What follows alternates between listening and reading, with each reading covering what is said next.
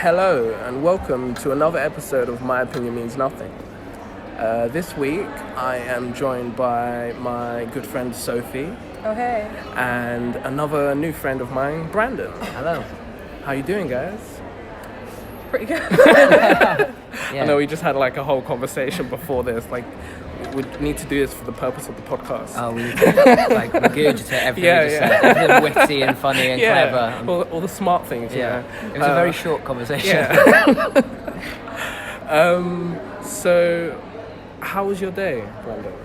Yes, very good. I'm currently rehearsing. I'm a student at Guildhall, a final year actor at Guildhall, and we're currently working on a play called Fury. Okay.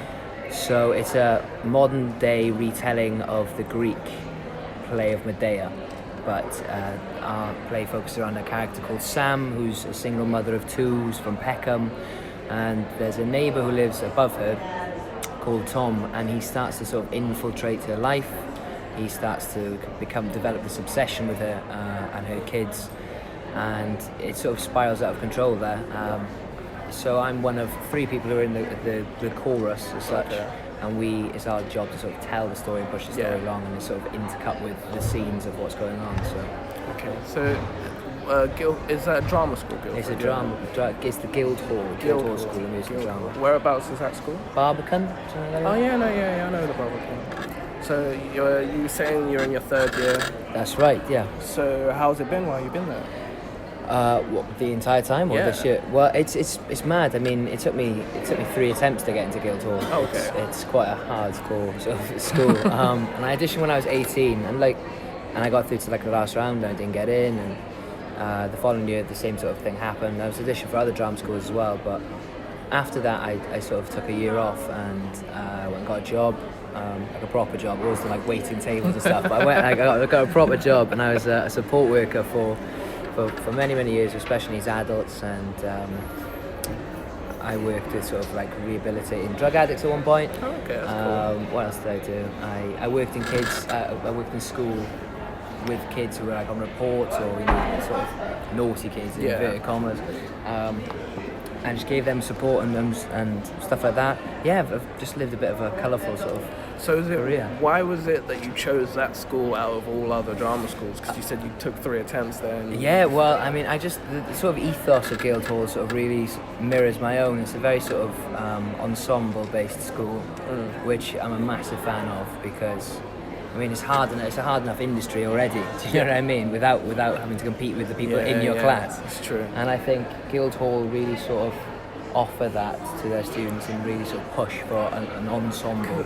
The thing is, that's one thing I always find kind of weird about acting, because they treat they in most drama schools, it kind of, you have that atmosphere that everyone in the room is your competition. Yeah. When really you should be looking at them as everyone in the room is possibly people that you could be working with in the future. Yeah, of course. Because anyone that you like, it's a really fickle industry, the performing arts industry. If you fuck over someone, chances are someone else is going to find out down the pipeline about that fuck up.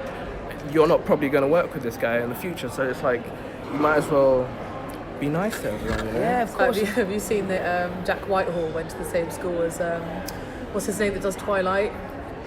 Robert Pattinson? Yeah, they were in the same drama school.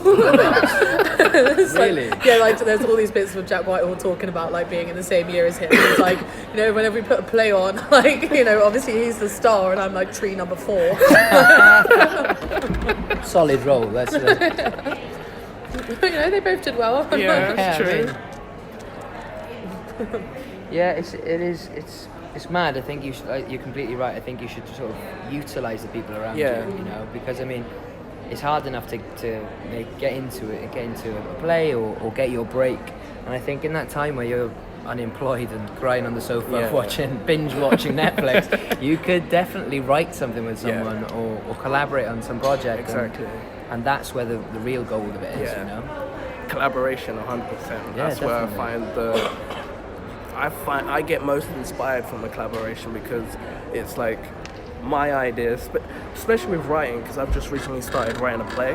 Okay, cool. So I'm writing it with a group of people I went to drama school with, and well, it was a group of people, now it's just two of us, but Yeah. it's so much easier writing with another person than it is writing on my own. Like, because if I was writing on my own, I would like get to a point, I was like, shit, I'm at this writer's block point, Yeah. and I don't know what to say now. But like with another person in the room, I could get to that writer's block, and I could just ask my other co-writer a question, and then she will come back with another question or an answer to that question that will spark another idea, and it's just the back and forth and the bouncing off ideas just creates better work than kind of just on your own sometimes. Definitely, I think it's important to write with people because they can drag stuff out of you that you didn't necessarily think about, Yeah. or they completely see it from a different paradigm, and that is interesting then because it's so easy to feel blinkered when you're writing, and get into your own head so much that you don't know which way's up anymore, and it's always good to have that person with you that can sort of drag you back into the light. 100%. Definitely. So with my show, we usually talk about what's happening in the world. So I've gone through the news today, and I found like a few articles I found interesting, and there's a few things I wanted to talk about. I'll start with Jeff Bezos. Do you know Jeff Bezos is the CEO of Amazon? Yeah. So recently he's been in the news because he's getting divorced. Okay. And it's only the reason why it's main big news is because Jeff Bezos is the richest man in the world currently. He's worth like, I think it was 143 billion. What? That's not even real money. You know? I mean, you don't even get that much in a Monopoly board. You know? What I mean? 143 billion. So, That's my point. Like, what are you ever gonna do Spend with that the on. money? You know what I mean? Like, you just have that to have that number. That is the only Yeah. reason for having that money. Yeah. that's right. So, okay, so I was talking about this with Corey earlier. You can let me know how mad my opinion on this is. Oh, Right? please, go on, I'm interested. So imagine if we had like a cap on wealth, right? Where we said, okay, all of your kids can go to college, their kids can go to college, you can pay for all of that, you've got a house in every continent, you can afford to do everything you want to do in the world 10 times over, right? Yeah.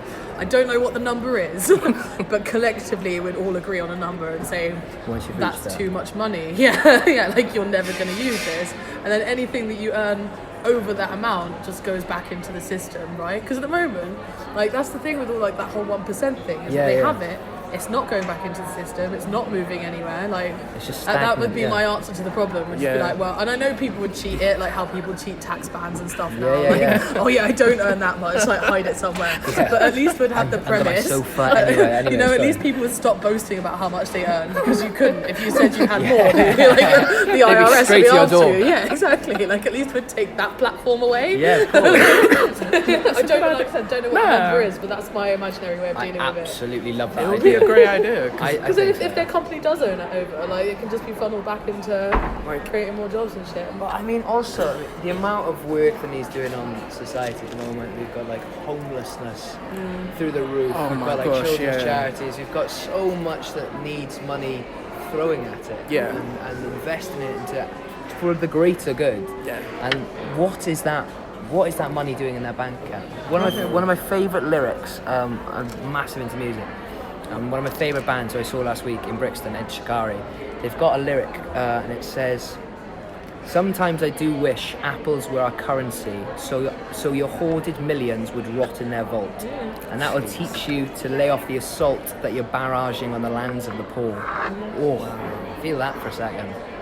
No, very true though. It's true, isn't it? Because I mean, It's not doing any good rotting away in a it's bank. not. It's not. I mean, that's not even real money at that point. It's just a number on a keyboard. So this was the other thing. We went on like a 2-hour dive into the stock market recently, just because like You had nothing to do? Well, No, because I was- Corey's I was- trading. I was looking into trading, so I was doing some research, doing learning about it. Yeah. And there was this thing that came up. I can't actually remember the name of it, but it was something about there was basically a crash on the stock market, but it was like. So In like 30 minutes, it happened in the space of 30 minutes. Everyone's stock dropped from maybe £5 to below zero Really? in 30 seconds, and in 30 minutes. But then in 30 seconds, it went straight back up to its original current number. How But does like that? so basically, this is what we looked into. Yeah. Because that was Let me caused by find out what one it's guy. called. That was caused by one guy, right? So I was like, how and why have, like, because I don't think we've meant to have done this, but how and why have we created a system where one guy essentially has more power than like the president or the prime minister or any like governing body on earth? Because they couldn't drop, what was it, 30 trillion or 30 million or something off the stock market in 30 minutes.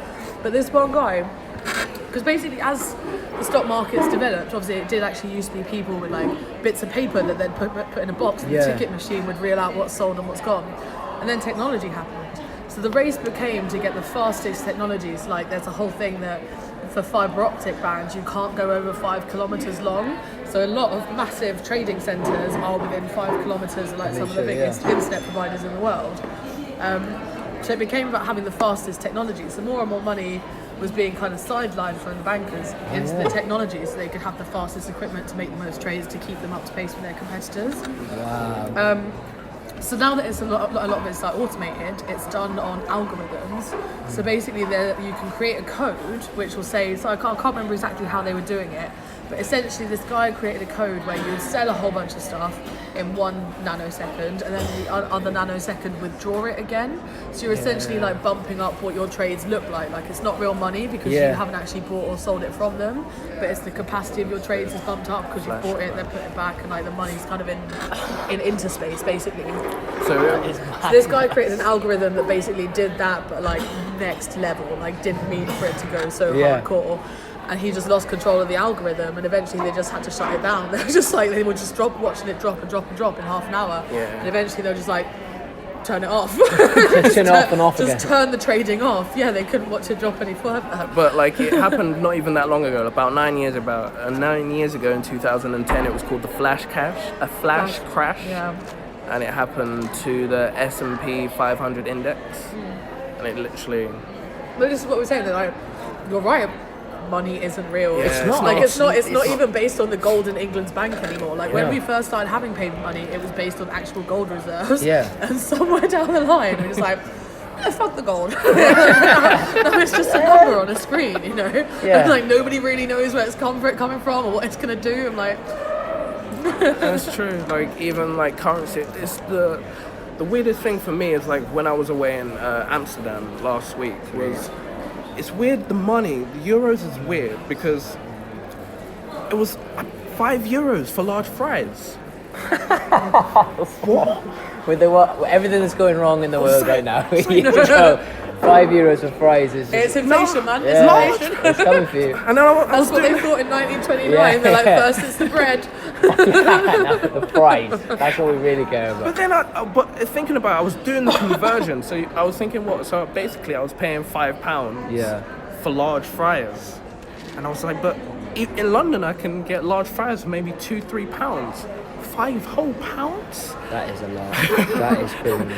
And the other thing I felt was kind of weird. Maybe they do it in all of Europe because but in the UK, I know that, do you know like when we go to McDonald's or something, where they automatically think we're going to get a meal, so all of our, what we're going to pick is automatically made into a meal. Yeah, I see. But like in Amsterdam, when you go to McDonald's, everything is kind of an add-on, so you would buy the burger, then the fries would be an add-on, sauce would be an add-on, drink would be an add-on. Sauce is cheeky though. I know, right? I mean, I still get it really gets my back up when I have to pay for sauce. If I've just paid £8 for a meal, and they go, if you want tomato sauce, that's £5. Are you joking? Are you joking? Because it's not even 5p, it's normally like 50p or something. I know, right? And they come in those shit little sachets. Like, it's bad for the environment. I struggle to get them open as well, do you know what I mean? Like, that's the last thing you want to do is stress out on how you're going to get your sauce open before Exactly. Whatever happened to the pumps, eh? They were really good for the environment as well. I mean, like... 2 minutes later. Do you see about opening them up? Do you know this trick? No. So you know they come in the little paper cup thing? Yeah. Oh, yeah, If you just gently pull, what was supposed to happen was the cup was supposed to just, like, flatten out. So you get, like, I don't know, it's like a little tray plate of sauce, essentially. And it's supposed, rather than having about 19 of those cup things on your table, I'm trying to jam in a chicken nugget, which never worked. But it's grim in a way. I mean, it's really good for the environment, obviously. And, I saw that one in America, the McDonald's one with ants in it.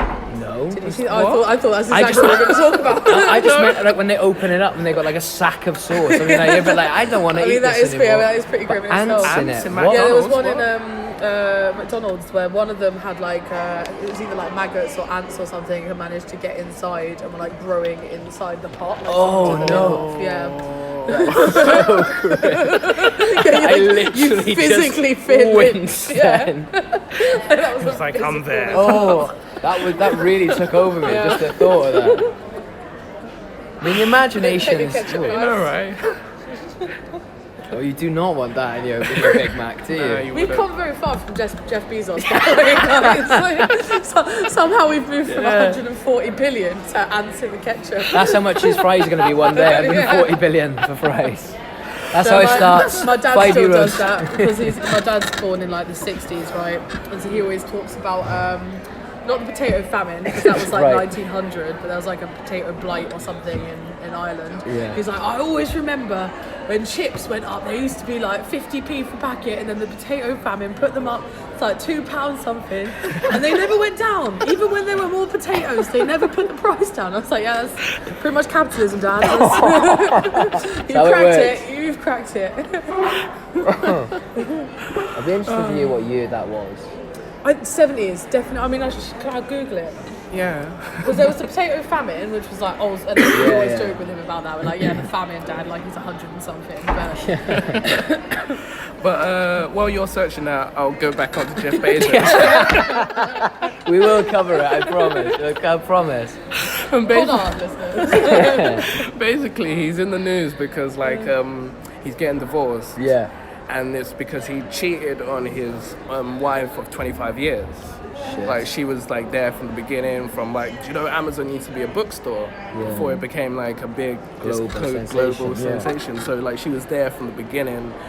He had no prenup, and the funniest thing is like he ended up cheating with one of his friends' wives or girlfriends. No. And I think he's an agent or something. The guy who's His mate. whose mate, yeah.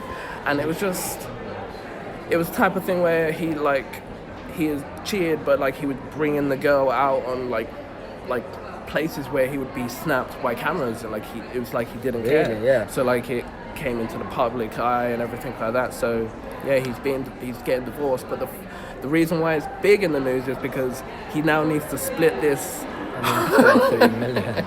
billion. Billion. Billion, so they're getting each about 76 or so billion each. So she's going to be the richest woman in the world, and he's still going to be the richest man. But the issue is that for him to have, But he when he halves it, he's still going to be the richest man. yeah, because Really? I would richer have than thought Bill there'd be like Gates. a Bill Saudi Gates or prince something or like that. something. Bill Gates was the richest man before Jeff Bezos. Jeff he? Bezos became the richest man in the world. I think it was either last year or the year before I feel because like of the there are Black some Friday rich men that sales. aren't on the list, you know, that just don't want people to know they've got all that money. Why would you as well? Do you Yeah, know what I mean? exactly. Like, here's my address. Here's how much I'm worth. Come on, man. Guys, in change, get Yeah, actually, I have got some change with me. I do actually. You are, boss. in the region. Thank you. No Just worries, to get some more food. Yeah, get some food, mate. Get something warm as well. Just to keep warm. 20p, some, there you go. because we got nowhere to sleep. I wouldn't ask you. Stay safe, brother, alright? Take care. Where's Jeff Bezos when you need him? You know, right? That's what's annoying about all this wealth in the world. Yeah, that's There's what I mean. people literally on our streets who've got no Well, food or shoes. Did you watch that? There was one on BBC lately. I think it was about homelessness in Manchester or somewhere near Manchester, a little town outside. Yeah. And they only have 8 rooms for young people who are homeless. Yes, yeah. And you're like, so like most people don't even bother applying because there's a 3-week waiting list. And you can only stay there for 3 days at a time and stuff like that, so they can let someone else in. And I'm like, that's not how the system that's should not work. housing. Like that's not getting someone back on their feet. You know, like so I've kind of had this idea. Like because I love architecture and buildings and designs and stuff. So I've got this idea for a place I call the Egg, and it's called the Egg because you know when you're in the egg you're being nurtured. You're Yeah, getting of everything you course. need to grow and to patch into the new person that you're going to become. But I just imagine it as like this big kind of building with like a community sort of big open space in the middle, and then different living levels for like families and people, you know, That's with all the amazing. different social services and stuff they need at the bottom. But I just think Because I mean, some people argue about having stuff like that built because then they're like, oh, our town will become a mecca for homeless people coming here for a free place to live, right? Those kind of arguments. But my argument against that would be build one in every town. Exactly. Like then Do you know what I can't mean? say that we're supporting someone else's homeless people. Like build them all over the country. Like have that support everywhere. Also, what kind of person do you have to be to go like, I'm not having those homeless people living in a facility near me? Well, do you know what I mean? Yeah, no, it does happen though. Like I'm from the home counties, which is very much not in my backyard territory. You Yeah, know? of course. I think I probably live 5 minutes away from the fields of wheat that Theresa May ran through. That interview alone makes me laugh. So the one where she's talking about what you like to do in your downtime, and she's like, I like to cook. She was trying to be a normal human being for she's about like, 5 minutes, she's and that like, never I works. don't just wake up, work, and then sleep, and then work. So have you ever watched The Thick of It? Yes, Yeah, it's like my that's- favourite. That's what Are you I imagine serious? it to be like. Like I'm sure it's so spot on. Like that guy in the first season where he's like, he goes home and then that woman calls him like, are you awake? Have you seen the news? He's like, well, I came home and I realised that I'd only be asleep for 20 minutes before I had to come back in again. So I haven't even taken my trousers so I off. haven't even taken my trousers off. Just Yeah. having like an egg at the dinner table. Like, Yeah, it's so yeah, it's tragic. like, yeah, I'm awake. The writers of that actually went and spent time with politicians It and doesn't stuff. Like surprise you me. can see Yeah. by their manners. A couple of them are loosely based on characters as well. There's Boris is in there. I feel like even that woman, because there's that woman in the later seasons who I feel is very much Theresa May. Like she's in Yeah. power and everyone's coaching her like, you're shit, you can't do What this, is but you her have name? to. What's her name? The only one I really remember is Malcolm Tucker. Oh, Peter Capaldi in that is just outstanding. Come the fuck in or fuck the fuck off. I go on YouTube sometimes because you can just type in Malcolm Tucker's best bits and just sit and watch him insult people for about 12 minutes. It's brilliant. I kind of want to write a poem on that. Just Malcolm Tucker. Well, yeah, just to improve my levels of swearing, you know, just if I could write a Just write poem. it down. Yeah, if I could just like know that I had the swear words there, like ready to go. It's amazing. It's absolutely incredible. What are you reading?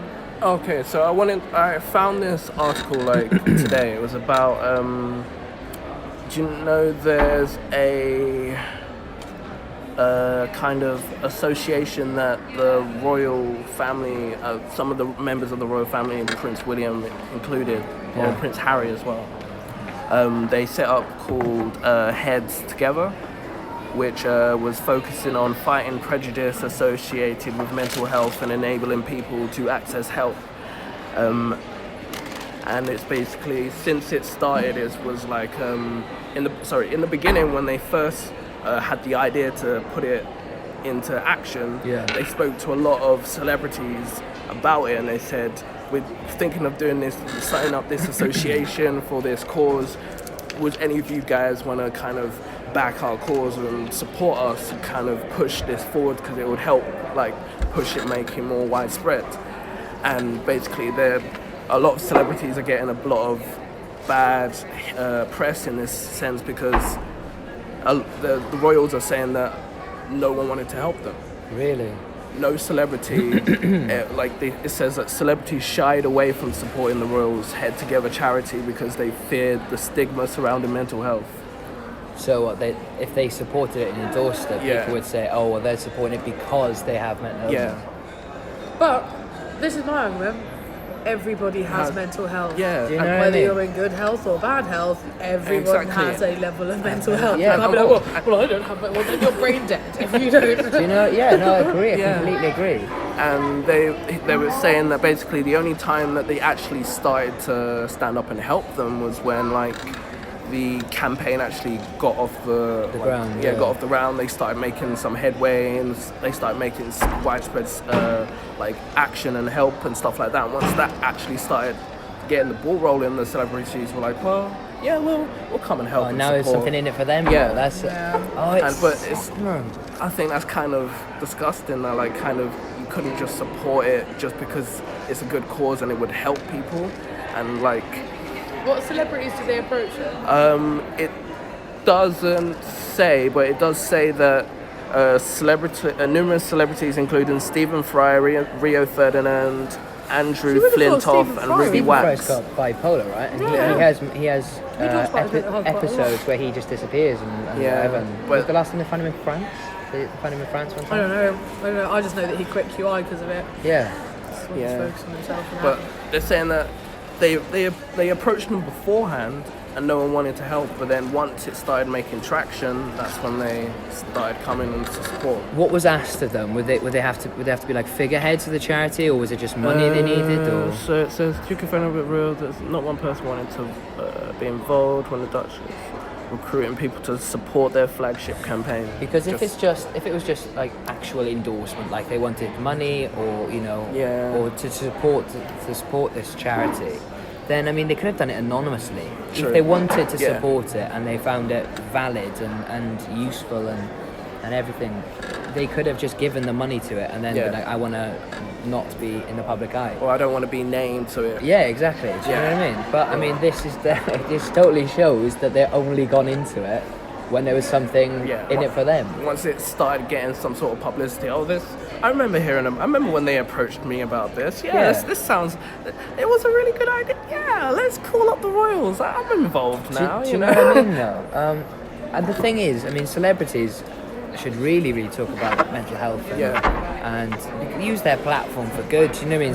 So much of the time we see celebrities absolutely wrecked off their face, Yeah. doing something horrendous, and it's all across the news and all across our papers, and kids didn't even know about it. And, Yeah. you know what I mean?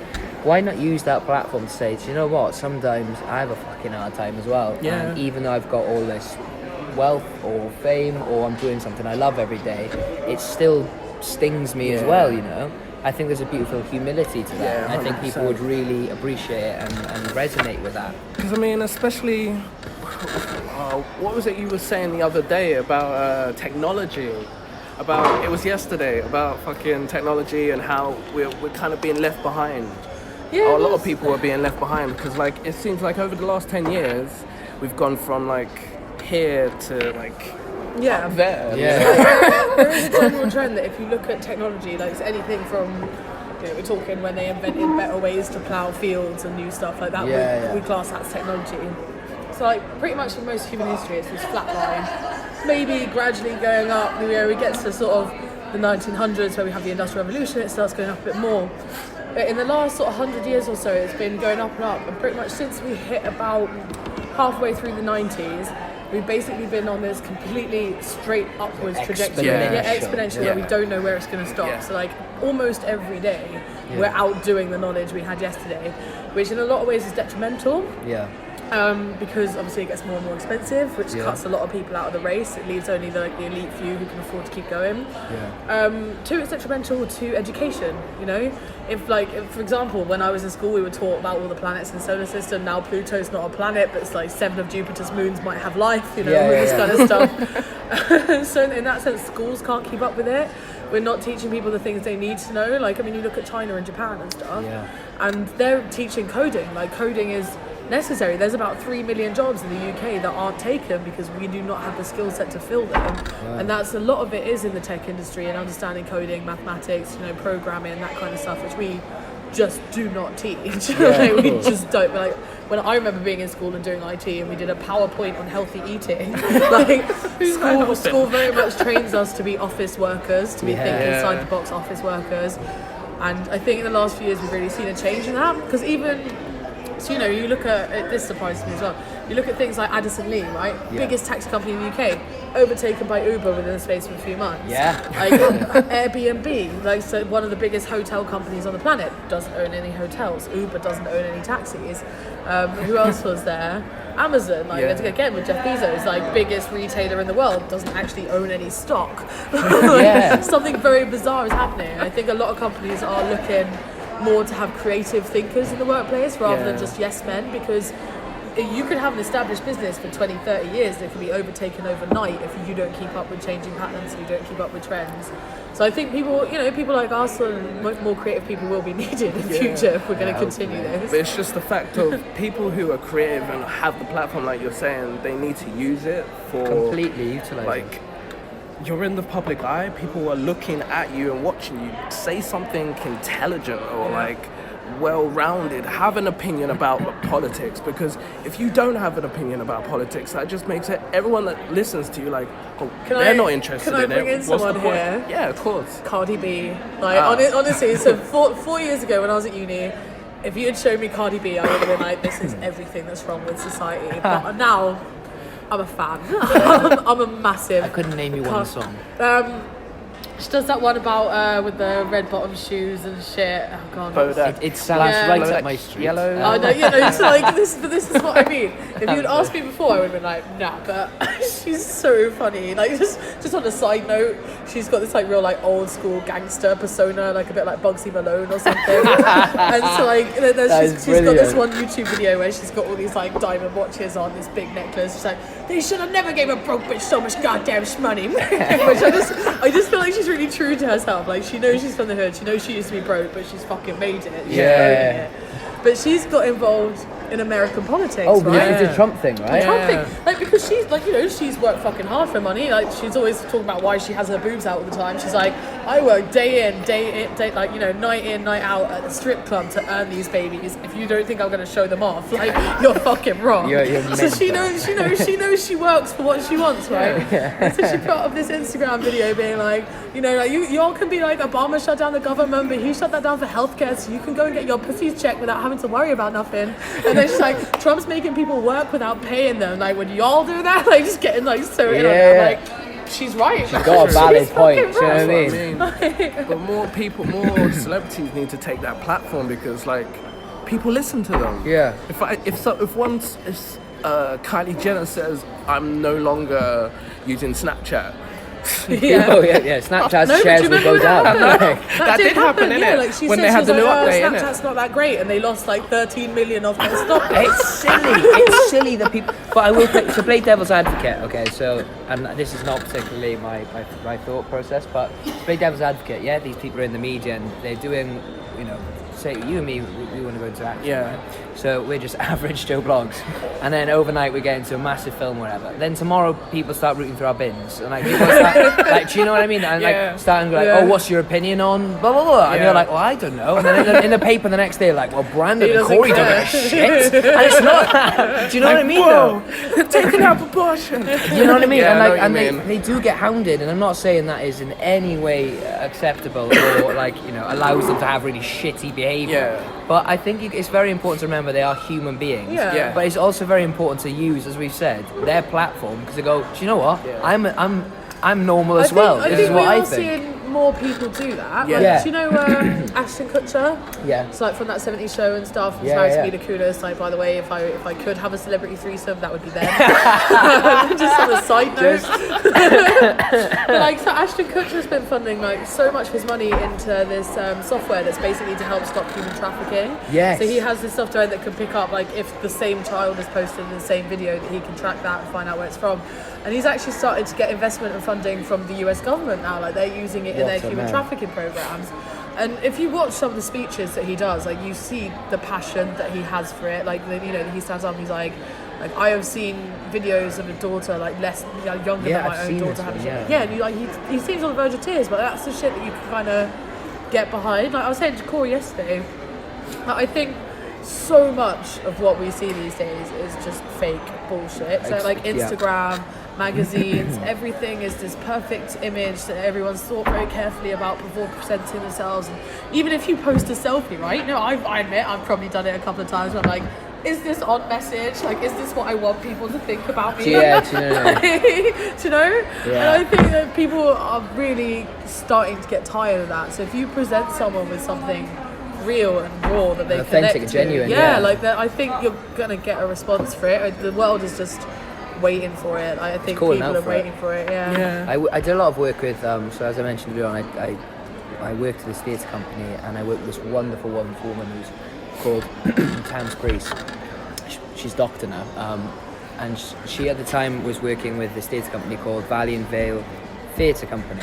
And me and my friend Doug went in and we wrote a lot of plays and then workshopped these in schools with that kind of theatre education. And Tam's whole doctorate was about the way we present ourselves online versus who we are as real people.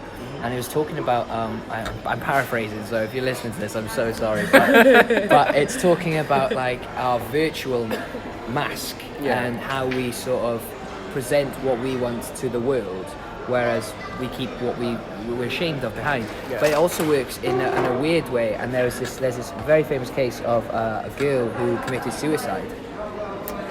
She hanged herself. Do you remember Formspring? Do you remember that on Facebook? You could like anonymously ask questions, and then people I remember something like that, like an app like that. So you choose to answer the specific question or whatever you want to, and then that goes public. Okay. So all those questions have been asked to you are private until you click to respond and then show them online.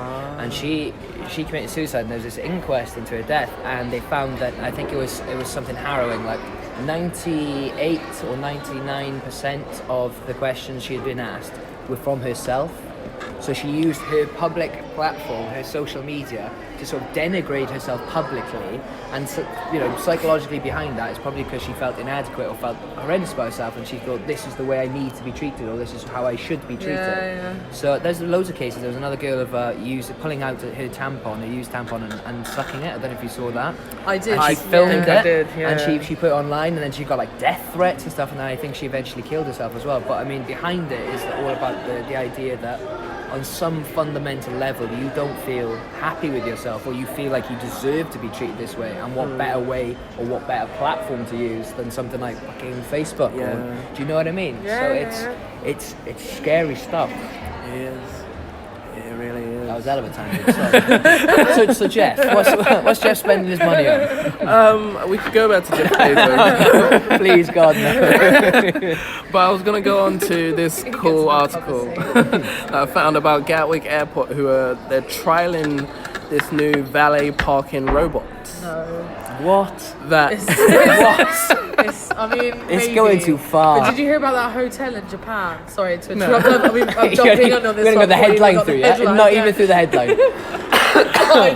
My gut instinct is no. Like there's a hotel in Japan. That was a solid no as well. No. Couldn't even finish. Continue. I was going to say Gatwick. No. It basically aims to cut down hassle for travellers. By what? Like valeting their car? So what, you can pay to get your car valeted now? So instead of getting basically they're cutting out the human part. as all the world is right now. And they're just getting like this. I think the robot kind of looks like this. So that looks happy, doesn't and it? it hooks onto the car and parks it into a... What? But See, this is on podcast so people can't see, but it looks like Wall-E, but on like crack. Yeah. Do you know what I mean? Like that is mental. Like a carpooling sized Wally. It does. That is scary. If that was driving around in this zone, what? It's driving the cars into the spaces and then valeting them. Yeah. Oh, stop technology. Do you know what I mean? Stop Thank now. you. Thank you. My opinion has been validated. I completely agree. There's better ways to spend money than on a little robot that drags a car into This things. is the other thing as well. Like obviously. So I know this is the way that the future's going, right? Oh my god! It does look like it's got a little smiley face. but it's not really smiling. It's kind of dead behind the eyes. Cold, dead, blue eyes, winking at you from the car park. I mean, anything else and that would be creepy. Gosh, there's a little camera on top. Stop! I know. You don't need it. You don't need I it. know this is the way the future's going, right? That more and more technology machines will do the jobs of people, and then the only jobs that will be left for people is like maintain the jobs that you used to have. Yeah. But for example, like with Tesco's and everything, when they swapped over from staff self-checkout. to self-checkouts, like they worked out the maths, and they said, okay, well, people will shoplift more because there's no one there watching them. Yeah. So they actually did the maths as to how much they thought people were going to steal versus how much they'd be saving by not employing human beings. No way. And they were still like, it works out in Still favour of the profit. machines. Yeah, let's sack everyone, put in some faceless robot. So in a way, I'm kind of like, well, if that's what they choose, people have it coming to them. Well, to counteract that, I don't know if you've seen in some Sainsbury's, they've put cameras. Oh yeah. Yeah, that is off-putting. That's so off-putting. Yeah, you don't want to know. And they say like monitoring progress the whole time you're there. You're like, who's monitoring? Yeah. Where's the man behind the curtain? It is very Big Brother-esque. Do you know what I mean? But I mean, it's gonna get to the point where people are gonna stop fucking talking to each other. Do you know what I mean? Because there'll be a point at which people will be like, I don't need to have this conversation with you. I mean, even now, you go to a till and like, I've seen some people get startled when the woman goes, "You got had a nice day?" What? I mean, they're putting their stuff through and they're like, This is like, so we went to Mind Over Matter, what was it, 2 weeks ago now? Yeah. And we came out, right? Are you telling Corey? Actually, you go on. So it's just the most millennial We thing came to have out, happened right? this year. And Sophie ordered an Uber. We got into the Uber, and this Uber driver was really nice and happy. He was like, "Hey, how's your day?" We're like, "Oh yeah, we had this great night. We were just at Mind Over Matter, like raging, right? Plug in. Yeah. And then like he was just like, "Oh, see, at least you're happier than my last client." We were like, "Why? What's wrong?" And he was like, "Well, she came in and she was in such a bad mood, so I tried to cheer her up, and she like got annoyed at me and gave me a bad review. Like she gave me 1 star." Downvoted someone for being nice. It's like, this guy, I was in a bad mood and this guy tried to cheer me up. Fuck him. Yeah. I star. really want to see the report of that. Do you know what I mean? When you could type in what went wrong. You tried to crack a He was a joke. nice guy. He tried to cheer me up. Like, what a dickhead. It was like, so 2019, you know. It's so true, though. It's so true. Now. Like, I'm from Swansea, and we're very friendly. Plug in Wales. We need everyone Big to come up there. Swansea. Yeah, big up the Swansea, massive. But I mean, at the end of the night, when you get a taxi home from Wine Street, which is our answer to Magaluf Strip, and it's like 39 bars and pubs. I mean, anyone you need to cut. Yeah, it's mental. Within like a mile and a half. I mean, it is wonderful. But you obviously stop to get food on the way home, and then you get into the taxi rank, and the first question you do is you like get in the car, like, right, drive. How's your night been? Have a flat out conversation all the way home with someone. You do that in London, they think you're going to follow them home. It's very strange. It is very strange. Oh god, I was chatting to someone, so I've got a friend who does a kind of very corporate job, gone up to Manchester with all the directors of his company, right? So I do some presentations, like he's moving up in the world, right? He's moving up. And he's on the train back and he was like, all I wanted to do the whole journey was just put my headphones in and watch my show. But they were like, because obviously they were an older generation, it's like they were actually talking to each other like the whole time, the whole journey home. I was like, yeah, that's probably what people did when they didn't have technology to plug into. Just get used to speaking to people. I mean, it's. A couple of times I've been on a train back from Swansea and I've sat next to an older couple or just someone, and just the conversations that I was actually I went home last weekend actually, and I was reading Euripides' Orestes. I mean, la-di-da to that, you know what I mean? I did have a Big Mac next to me, so I looked very confusing. I was on a table and people were like, I don't know, again, dressed like this. People were like, I don't know what is going on. But the guy next to me just sparked up this conversation, and we started talking for a solid like half an hour. And you could see people in the carriage sort of like look over and go like, they don't know each other. They're not from similar worlds. Like, do you know what I mean? It's weird that people are just losing this ability to have a conversation with someone. I always get it in London. Like, you know when the train stops underground? Yes. Like, you're just between stations, Yeah. stopped You're at a red light. Yeah, like, because suddenly the whole thing just, you realise how odd it really is that you're all just a bunch of people in a box underground, just like waiting to go somewhere. Yeah. And it's always that moment that just like get the thing inside you where you're like, you should say something, like you should crack a joke right now. The whole carriage. you know, just stand up.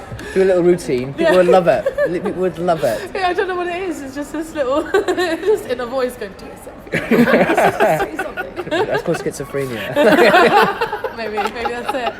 I knew I needed to set up a doctor's appointment this You week. did. Back to mental health. See how that all came back round? That is amazing. How is Jeff? I'm worried sick. No, I was going to talk about, since you were saying Swansea is Yes, one of the really nice place. Another nice place is Canada. Oh, yes. And another nice place is Segue. Norway. Yeah, right? Boom. So, like, Canada, do you know they have, like, this really big moose that they have, they have a really big moose statue. Right. And it used to be the biggest moose statue in the world. That's an accolade, you know, Right, isn't it? and it was the biggest moose statue since Oh like look at that, like since That like, is massive. like look at that, like, What's it made out of? since 1984. It's been there. Paper mache. Imagine. After the snow, you just come back and it's like a puddle of moose. Oh, And in Canada, they call him Mac the Moose, right? Matt. right. Mac. Oh, Mac. the Moose. So it seems that Someone tampered with him. No. Let's go It seems down. the Norwegians got a bit jealous because they made their own moose statue, That is the best rivalry I've heard. which was 30 centimeters taller than Only Mac. 30 centimeters. If I was going to do that, I'd go That's in. I'd be paid, like right? making twice the size. Nah, that's Nah, pay. that is like, I'm just going to beat you just enough to know And that I this won. is the It's made out of metal as well. Yeah. Oh wow, That's pretty. that They kicks have- shit out of Canada's one, doesn't it? Yeah. That is literally sparkling. That is Alright. What's it made? That is like silver plated. Yeah. The other one does look like a 5-year-old's done it for a laugh. Do you know, in comparison? So apparently it's ignited this international like clash and debate who has the biggest moose. Apparently the artist said that she, in the quote when she was asked to make the moose, it was in her quote that it had to be bigger than Mac the Moose in Canada. That is brilliant. That is brilliant. You're The objective. Swedish government were just like, No, Norway. Norway, sorry, Sweden. Norwegian. That's insane. And it's the government that's commissioned this. Yeah. Love it. So Norway and what's like Norway's politics like? What are they? I'm not very well versed. The only thing I really know about Norway is where that shooting happened a few years ago. Do you remember when that guy went onto that island? It was like a Christian holiday camp. No. And he came with a gun, like basically just going around the island and shooting as many people as he could before the police got him. And like that was one of those stories that stuck with me because, in a sense, like I mean, can you give me the dictionary definition of what a terrorist is?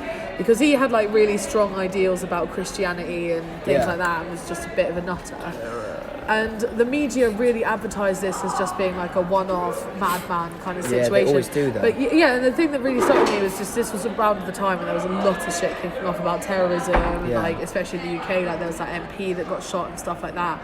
And it always seemed to me that if it's a white guy, then it's not terrorism. They blame it on mental It's health. mental health. They say it's a mental health which issue. was with that guy as well. And again, the guy that shot that MP as well. Like he was a radical fundamentalist. Like he was on the very right wing British politics, but he's got mental health issues. He's not He's not classed as a terrorist. Yeah, of course. I mean, What's our dictionary definition saying? Okay, cool. No, I just thought I saw something. No, it is a mouse. Oh, it is a mouse. Oh. 100% I saw it. If that was a rat, I'd be freaking the fuck out. But it's a mouse. It's so a we're mouse. cool. No. I thought I saw it run across and I was like, did I see that? You did stop overtly and just started looking off into the distance. I was very Yeah, worried. Corey does that quite a lot. Alright, cool. So, the meaning of terrorist is a person who uses unlawful violence and intimidation, especially against civilians in the pursuit of political aims. Yeah. So the dictionary definition of this guy then. Do you know what I mean? And like, I mean, so that's one of the main things. And then the other thing about Norway also has the best prisons in terms of reform. Yeah. So they have open prisons where they're like you can play basketball, you can do art classes, you're taught education, Yeah. and they actually have the highest rate of reform out of any prison system in the world in terms of if you count someone to go out, re-offend and do the same crime that they came in for, which happens a lot. yeah. You know, especially considering over here we take people into prison. Like when they're released, we literally hand them back the same clothes they were wearing when they came in. We put them back in the same situation. We don't give them any further support. And Norway really focuses on that whole like actually turning them into a member of society that's going to give back and not re-offend. Well, it's funny you say that. It's because like last week or the last episode I did with Repeat Beat Poet, I was talking about prison reform because they're talking about they're thinking of doing that with the UK. So like kind of taking the bars off the windows and making, instead of having it at like a cell, turning it more into a room. Yeah. They also want to, instead of calling them cellmates or prison inmates, they want to call them men or women. So it's kind of, at first when I read the article, I felt like it's kind of like you go to prison and then kind of you Have a jolly. But then when Repeat Beat spoke about it, it's kind of like he said it in the sense that, like you're saying, if you don't treat someone with respect, when even though they have committed the yeah. crime, right? If you don't treat them with respect when they're inside, they're just gonna go back outside and do the same thing because they haven't been educated or rehabilitated to do anything else. They've just been put in a system and put in a room with loads of other criminals. And then the other thing is as well is that, you know, especially with our juveniles and stuff, like you could go in for something pretty fucking minor, right? Like, you know, stealing or something, or even like money laundering, like, you know, white collar kind of crimes. But no matter what crime you've done, you're put in the same block as someone that's, you know, done something probably a lot worse than you did. So especially for a lot of the young people that go into prison, you can kind of see how it's actually easier for them to come out a worse person than they were when they went in. It's the opposite of what we're trying to do, really. All behaviours learned, and I think prison's a weird system because you're right, they completely sort of like they give you a number, they take your clothes off you, they completely like dehumanise you. And I'm not saying that that's the worst thing to do or the wrong thing to do in inverted commas, because I'm not a prison, I'm not in charge of the prison system, but I think you've got to be not compassionate almost and understand that all behaviours learned, and somewhere along the line something has affected people enough to commit these crimes as a step out of place, and the problem is it's going to be fixed by then dehumanising even more and tearing the empathy away. I was in Pentonville. I can see Pentonville from my living room window. Oh really? I love how you weren't surprised when I said I was in Pentonville. You were just like, oh yeah. I was actually in Pentonville. This we did a Shakespearean workshop. Oh wow. We went into Pentonville and we worked with some of the guys in there. They had to do like obviously a good behaviour for a certain amount of time, and we went in and we worked on like Shakespearean monologues. And we've got a lecturer called it's amazing, right? It's amazing. Like the forms we had to fill in beforehand was crazy, but I mean we went in and it was so rewarding because I mean there was, I'm not going to use any of their names clearly, but we have a lecturer called Patsy Patsy Rodenberg. And she does a lot of like prison reform and goes in and works a lot. And she says like some of the best people she's ever heard speak verse are inmates. And are these people who have just this absolute burning passion or rage or whatever, reading Shakespeare's words. And to go in and experience that firsthand, it broke my heart in some way because I mean like, again, I don't want to sound like a dickhead, but when you're in there, they just seem like normal, again, inverted commas, people. And you don't really ever think, oh, you're in here for this crime, do you know what I mean? We obviously weren't allowed to ask what they've done. I mean, if they offer that information, then I mean, like, what can you do? But it's very strange to be in a room with people and just be like chilling for about, I don't know, about 3 or 4 hours, and then at the end of it go like, right, we're off, and then they just eat, it's like porridge, you know, that the TV show Porridge, and you just see like the first bit where you're walking out through the doors and you hear the doors clang behind you, and you're like, what? Like, that actually happened? And like, it's crazy. It's crazy to think that those sort of systems still exist. I mean, Pentonville still hasn't been sort of reformed, or like rebuilt. Like, for when was it actually built, Pentonville? I think it was I want to say pre-1900. I might be wrong. I think you might be right. I think, But I mean, there's like it's terrifying almost going in there. Do you know what I mean? Like, not the prison should be like okay, so Butlins, but I mean, like, although I've been to a couple of bad Butlins. Yeah, they could be just as bad. Yeah, do you know what I mean? Those chalets, mate, they're a nightmare. So it was opened in 1842. Jesus. And like, so again, like, this is one thing I think in London compared to my country bumpkin upbringing is there is a lot of stuff that you see where it's kind of not really fit for purpose anymore, but it's still going somehow. And it's like there's this primary school right down the road from me that's been completely rebuilt and looks fabulous and beautiful. But then there's one just down the road, which is the old Victorian house.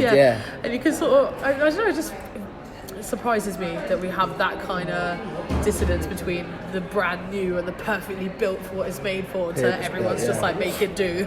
Like, there's a leak, but we don't care. I got the best segue. Donald Trump. Sorry, what was the connection there? I really want to It's just the fact of the story of like how the government shutting down. Oh, I see. Very, very good. Very good. I was confused, but we're so like obviously, if anyone doesn't know, Donald Trump currently is closing down government because he's trying to build his wall. What are we on now? 33 days? 32 days? 33? Lights are off, going. We're just staying in the Royal Festival Hall as it just goes slowly dark around us. So I think they're asking us to leave. Yeah. But yeah, so like it's been shut down for what 33 days now, and it's because this wall that he wants to build. It was funny the way he asked for it as well, because he went, I need $5 billion for the wall, and they're like, you can't have $5 billion. He's like, I need 5.5. It went up. It was like, that's not how it works, Donald. You go His down. bartering skills are shot. But anyway, carry on. So I was gonna talk about the fact of how the White House chefs have walked out because they're not getting paid, obviously. So Donald Trump had to feed the I saw this picture. I know what you're gonna say. the 800,000. I feel like the whole government shutdown was worth it for that photo. So he obviously served who did he have in the? Was it winners of some sort of football thing? Yeah, and he had all those people there, and he fed them McDonald's And pizzas and and pizza Wendy's and Wendy's, and he went out and all of your favourite foods. he spent all his own money. He said that. There is a Yeah. video of him going, and all of those lovely foods that we like. This is the wonderful picture of all the food there. That is silly, isn't it? And then he got it obviously table service, you know, like Imagine. all look all nice, the Imagine. candles, Oh with man, the was it Big Trevor Macs. Noah or Stephen Colbert? One of them was saying that they think that this is just exactly like what Trump is, just something like so like unclassy, just like something really trampy but in a classy setting, which is essentially Donald Trump in the White House. Yeah. Like, something that's so trampy, like McDonald's by candlelight dinner. Like, Yeah, you just can't polish a turd. Do you know what I mean? Like the age-old saying, like he's just ridiculous. How that man. long do you think it's going to last? This Donald Trump shutdown. thing. Well- Even the government shutdown. Do you think people will vote well, for him there's again? already people working without being paid. Yeah, that's there's what so I many mean. people quitting their jobs. TSA agents aren't turning up to work. Like, I mean, he's I going to don't see shut how down the much longer country, it's though, going isn't he? But I mean, like, I didn't think he'd last this long. No, no, I no. honestly thought he was either I be kind of- assassinated yeah. or you were hoping for it. I didn't say that. You said that. I'm putting words in my mouth, but I mean, but like, it's true. I mean, like, I'm not going to openly admit that on any podcast, but I know people that like, had money on at bookies that he was going to be like assassinated, and I mean, like, the odds just keep going up. Yeah. But I mean, I honestly thought he was going to be like impeached or like actually Well, run out of we're government waiting. with Buller, pitchforks. yeah, we can only hope. We can Yeah, only like- wait and hope. But I feel like there's also this other shit going on where like everyone's making it more and more confusing. Like Yeah. news stories keep getting thrown into the ring. And in a way, it kind of almost looks like people are doing it to extend the investigation time. Like, you know, someone else makes up a rumour and then the guy's like, well, we've got to investigate that too. 2 Yeah, more yeah, years yeah. on the clock. You know? But then in the other side, on the flip side, it's kind of like they're throwing so many stories into the mix to make you forget of what the What main the reason Sleight is. of hand, Yeah. it's complete sleight of hand, smoke and mirrors. Yeah. That's all they're trying to do. But I honestly believe, okay, and this is a bit of a conspiracy theory, and this is it's love that it. time of night. Put that tinfoil hat on, guys. Strap yourself in, because where we're going, you don't need roads. That was a hell of a reference. I tried to segue into that. What was I saying? Christ. Oh yeah. So I believe that things have been discovered. There are like the government almost sit on a bank, like a wealth of stories that are things like we discovered new planets or stars or other things. And I believe that when times get really bad, they go, fuck, get something out of the bag and then put it on the newspaper. just spread it all over the media. Because I honestly believe they have this like sort of like a pocket full of Yeah, no, stuff. 100%. And they On just that drip note- feed it out whenever they go like, oh shit, something's gone wrong. One of the first ever poems I wrote, right, which I probably wouldn't perform again, like it really was a starter poem, just getting me out there, was about this whole, like it's called Danger and Safety, and it was about some of these vaults, right? And there's one on there, which is called Iron Mountain, which is so far under the ground that air has to be pumped inside the mountain to supply oxygen to the people that work there. And it's sat behind like two 25-ton steel doors that can survive the blast of Hiroshima, right? That you could Jesus. drop Hiroshima on it twice and the doors would still be standing.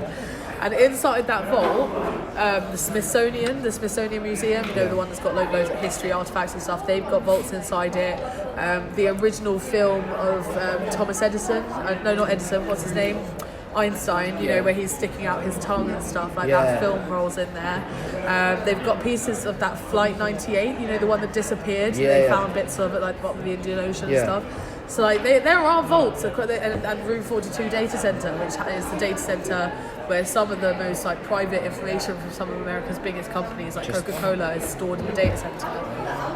It's like there are places that exist where people hide secrets. You Yeah. know, they are all over the world, and sometimes those secrets have better houses, like we're saying, Yeah, with yeah. some homeless people. You know, Well, I've just got the image of Indiana Jones, you know, Yeah. that hanger that opens up. They've got that box. I honestly think Theresa May has come out of one of those boxes. They've gone like, get her out there somewhere. Do you know what I mean? She's not of this Theresa May is earth. actually a gangster. I was saying No, this the other day as 100%, well. yeah. It's like because she's always been in the media for like, you know, her designer shoes, and she likes designer clothes and stuff. Yeah. Like she has to keep it a bit low. Like she's not wearing Gucci or whatever. Yeah. You know, she's got to keep it low key. Taking the labels out.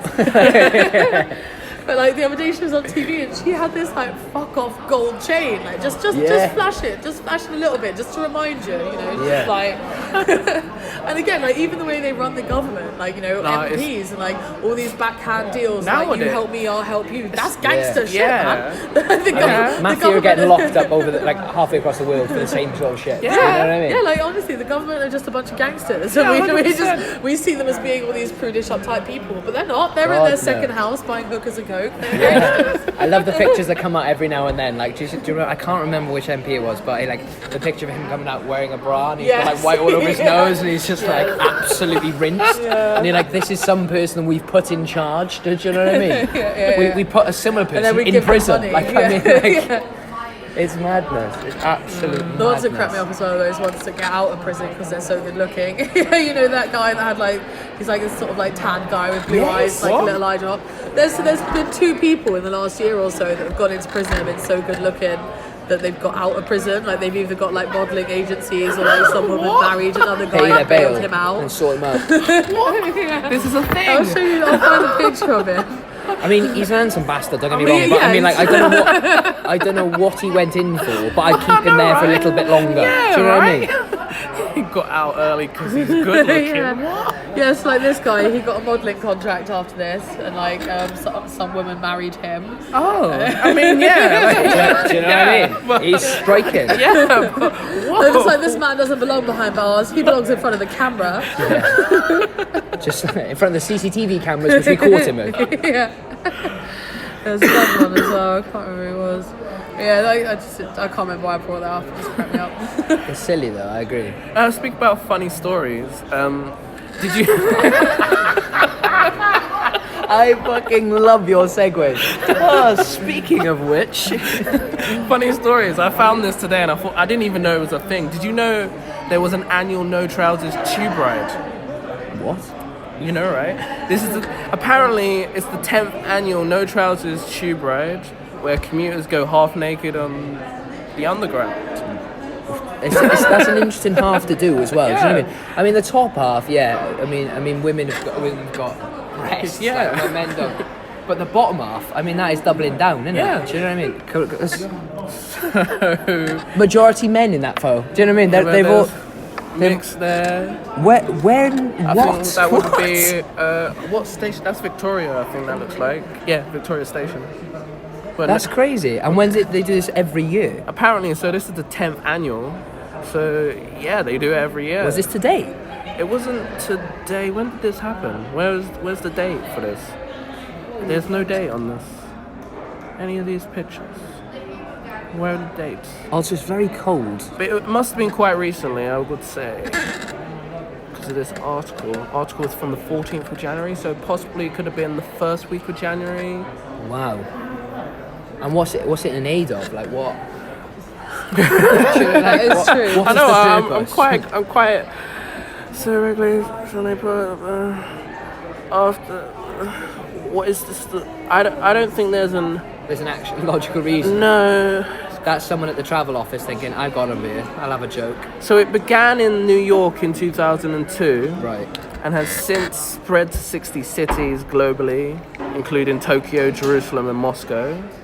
The London event was organised by Stiff Upper Lip Society,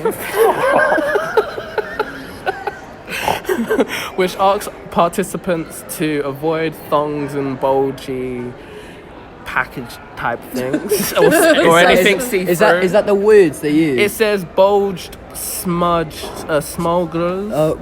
Budgie smugglers. Budgie smugglers. What is that? I don't You know. know, they're like Like Y-fronts. no, basically. they're like I call them ball stranglers. Okay, I know what they are. Do you know what I mean? Yeah. Okay, so no budgie They couldn't write ball smugglers stranglers for some reason. or something that you can see through. sounds so That these are the stipulations. Nothing see through. Nothing. No thongs. No bulge smugglers, whatever they're called. And Google it later, you'll have a right laugh. as we aim to amuse, not offend fellow underground users. Okay, the event is part of worldwide. Yeah, great, but what is it in aid of? Like, what is the point of it? The organizer. Yeah, I mean, is it to highlight anything? Is it to? There is no point to it. You're joking. You're joking. It just says there's no point Yeah, to that's it. what it says. There is no point to it. We are not campaigning or raising awareness for anything. People just are having fun doing it, and it's a bit of a no nonsense. I mean, imagine you get the date wrong.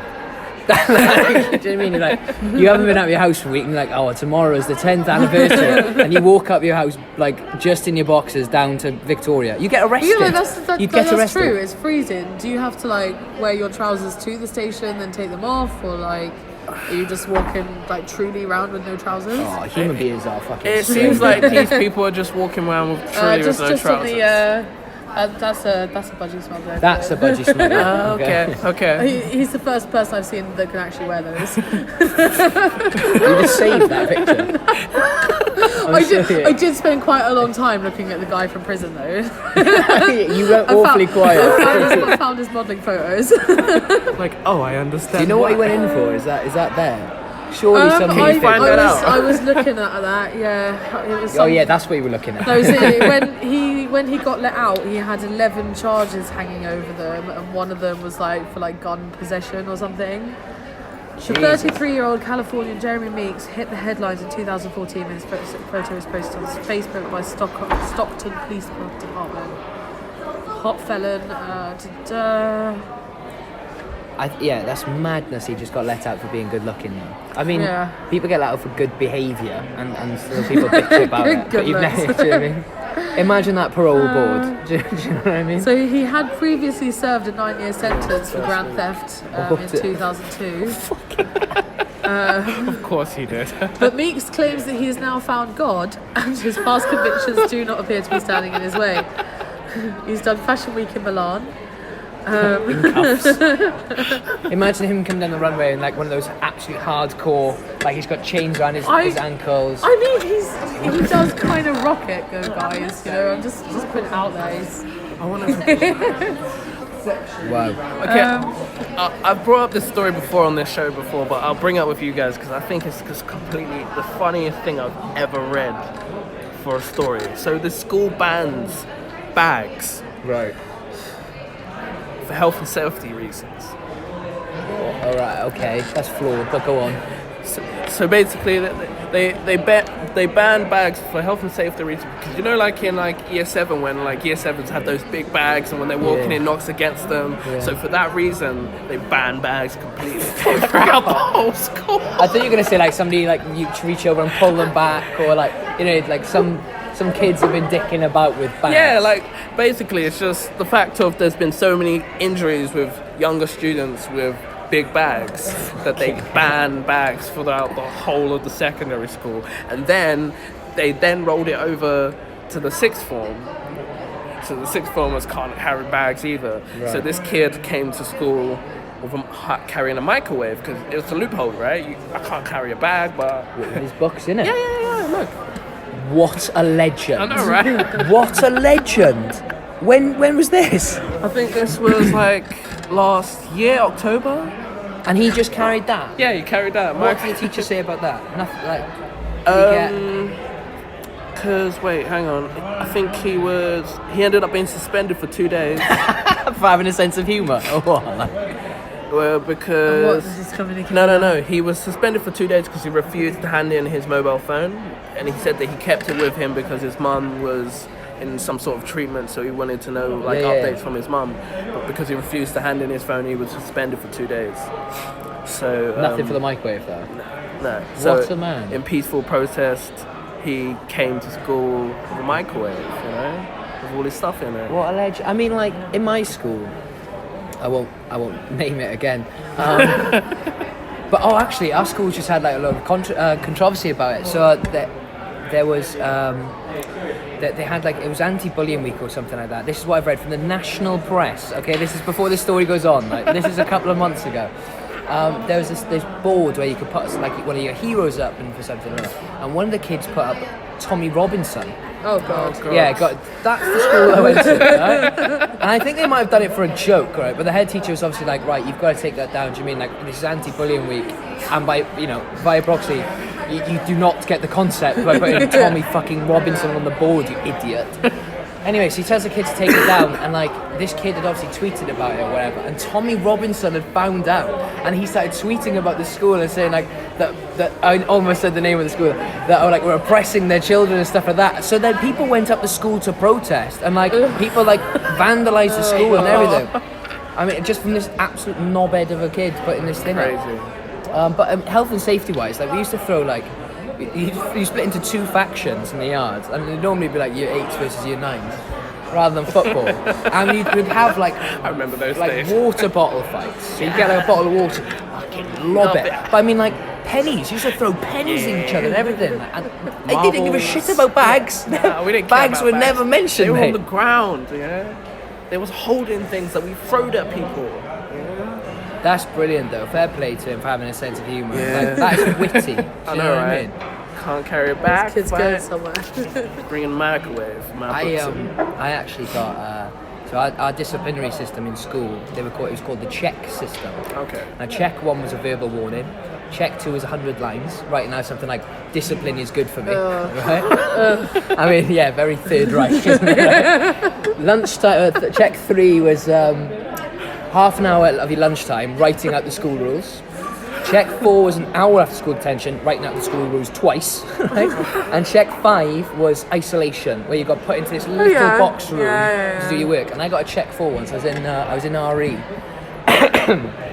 and we were doing. It was a harrowing. We were doing abortion and like the morals and stuff of it. And there's a couple of boys at the back who were not interested, you know what I mean, like their parents owned a couple of properties or whatever, so they didn't absolutely need school. And they're throwing textbooks around at each other and stuff. And we had this teacher who was quite weak, and she was like, oh, simmer down now, boys, simmer down. And me and a couple of boys sitting next to me were telling jokes. And I lean over, I got a joke for you boys. And we have this maths teacher who's particularly vicious. She was horrible, like made my life hell.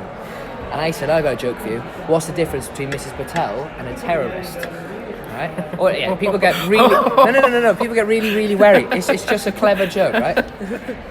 So people went instinctively. Yeah. This is on podcast, by the way. What's the difference between Mrs. Patel and a terrorist? You can negotiate with a terrorist because she was always giving out like these detentions, and any time you tried to fight your case, the check would go up and up and up and up. Right? This RE teacher heard this joke. Oh, sorry, I missed out a crucial point. So we're doing about abortions. These boys are like throwing their textbooks around. One of them said something horrendous about like just flushing them away or something, like making these crass, dross comments. I leant over and told that joke. Right? This teacher heard what this other lad had said. I leant to tell that joke. She went, what was that, Brandon? I went, oh, no, nothing, I was just speaking to her, blah, blah. She went, stay after class, right? So I'm like, oh, for fuck, right? So after class, right? Stay after class for your high five. Everyone goes, and I thought, right, just collect all the books in, collect all the sheets, put them on a desk, just sitting there waiting to apologise when she comes back. She went and got Mrs. Patel. Oh. And, honest to God. She went, did you get to tell Miss Patel that joke? And I went, nope. She went, what are you going to? And I started going, what? Well, the thing is, miss, it's just a joke. I mean, you can transfer anyone's name in and out, and it's just funny. And she's going, tell me the joke, Brandon. I'm like, okay. And I say, what's the difference? Carry on, tell a joke. You can negotiate with a terrorist. And I followed up with, doubled down. And I went, which is quite ironic, really, because we're in this situation, trying to make a joke of a joke, right? And she went, well, I'm going to put in for a check 4. And I went, what? I told a joke that, I said, again, Jordan the Bat You was should saying just put this. your name in it. Do you know what I mean? And I was like, Jordan the Bat, and she went, are you telling Miss how to teach? That's check 5. It just kept going up and up and up, and ironically proving the joke right the entire time. And the final flurry of this, she went, you're lucky my husband hasn't heard about this. And I was like, what? What does that even mean? What does that mean? He'd probably laugh. He's been married to you for 10 years. Oh, God. How'd you get on that? Oh, discipline in school. Oh, self-help and safety. That was it. That was a segue. So, another section of my podcast is please. random facts, right? Oh, sick. So, I haven't done it for a couple of weeks, but I found this random thing, which I'm going to use for random facts, which are 14 books, which are going to be made into films or TV shows this year. So, number 1 is A Discovery of Witches, which is... that's who he did there. Witches. Yeah. It's a discovery. It's coming out. Well, it's out already. Apparently, 17th of January. It's a TV series. Yeah. Which is about vampires and witches that aren't supposed to be friends, let alone lovers in a magical world. Sounds interesting. So it's kind of like every other vampire and actually no, vampire and witches. Usually it's vampire and werewolves Yeah. that aren't friends. So this is be an interesting twist, I guess. It'll be available on Amazon. Are you going to read it? Is Oh, Jeff actually- going to send it to you? I mean, we've plugged him enough. Do you know what I mean? You know, right? Jeff, sort us out, mate. Well, Even a that's billion. not Just bad. a billion, mate. I like just a bill. Even just $1 million, you know. Yeah. Work with your wife. Hey, 20 quid's a lot to a boy Yeah. from Swansea. Come on, share the wealth.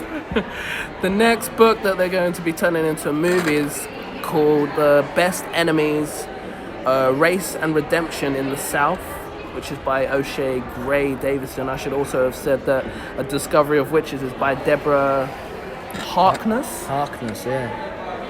And they're turning these into films. They'll turn in The Discovery of Witches into a TV series, which is on Amazon. Yeah. They're turning this movie, which is also on Amazon.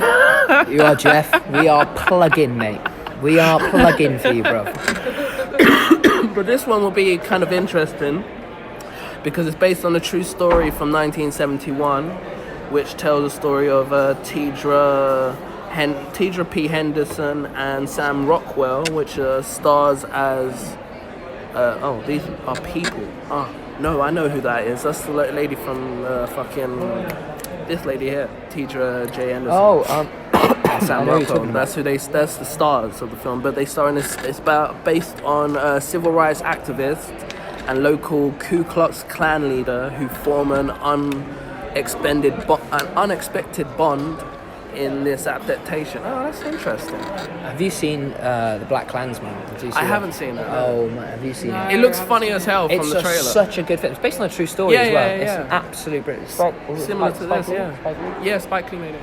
He's brilliant, man. I think that I watched it a couple of months ago. I need to watch it again, but it's a great film. Catch-22. Catch-22 is a book by Joseph Heller, and it's also going to be a TV series on Amazon. So it's not going to be on Amazon, but it's available to buy on Amazon, it says. I'm sure you've planned this. That you're going to send us directly to Jeff. Sorry about the Directly. divorce, mate, but listen to this. We have plugged you silly. Yeah, buy all your stuff from Amazon, guys. Subliminal messaging. The next book is called The Sun is Also a Star by Nicola Yoon, which is about the power of love and fate that are tested when a pragmatic Natasha falls for a hopeless romantic Daniel on what is supposed to be her last day in America. Sounds interesting. It has it stars someone from, I don't know who I think that might be, I'm gonna have to look, Yara. Shadiha, but I don't know who that is by the name. I need to see the picture. I think I know who it is, but she's from Blackish, and it's probably the main character from Blackish and Grown Up-ish. Have you seen yeah, Blackish? yeah. No. This girl? I know who she is. She's in Blackish, and she's also in her own spin-off series, which is called, I think, Grown Up-ish, where basically she goes to university. Wait, is that the same? Yeah, is that the same girl who's Sam from? From. Oh no. Dear White People. No, it's different, but it's funny though because Grown Up-ish is kind of very similar to Dear White People, but then it's different. But it's kind of it's more like Blackish, but maybe similar So but vague. different. similar in the sense that it's like mainly black people or ethnic people kind of in a university. It follows mainly ethnic people in a university, and it's kind of follows the real life things that happen in university. But it's kind of a thing where I think it's set in a night school or something. Okay. Where at university she needs to take another course, and she takes the course, and the course she decides to take is some random course, but she ends up meeting the best friends of her life, which is what you meet at university. And she ends up, at the beginning they're not friends, and it's just kind of like the ins and outs of how the relationships and who likes who, and kind of it's, for me when I was watching it, it's kind of reminiscence of university. It's kind of like, this is kind of what it's like, you know, going to university, meeting people for the first time, kind of bouncing off them, kind of being fully involved in someone else's life that you've never actually met before, but you kind of know that you have to kind of get to know them because you're going to be living with them for 3 years. So you might as well, or they're going to be on your course for 3 years, so you might as well get to know them, because if you need help on the course, these are the people that you need to go to. So, Of course. Yeah, it's a really good show, Grown Up-ish. I'll check it out. Oh, Grownish it's called. Can you stream it on Amazon? No, I don't believe so. I believe that is on Netflix. Alright, check it out. New plug. Yeah, new plug.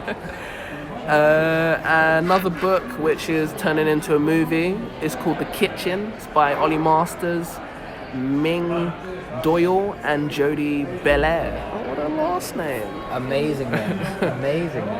And it's based on Vertigo, the comic book series. I love comic books. So The Kitchen is set in the 1970s, and it's based on a mobster's wife. Wait, hang on. After a mobster's husband. Okay, that's why I was saying it's based on a mobster. I was trying to reverse the whole sentence. So after a mobster's husband is imprisoned, a trio of housewives take over the family business, becoming key players in the New York City gangster scene.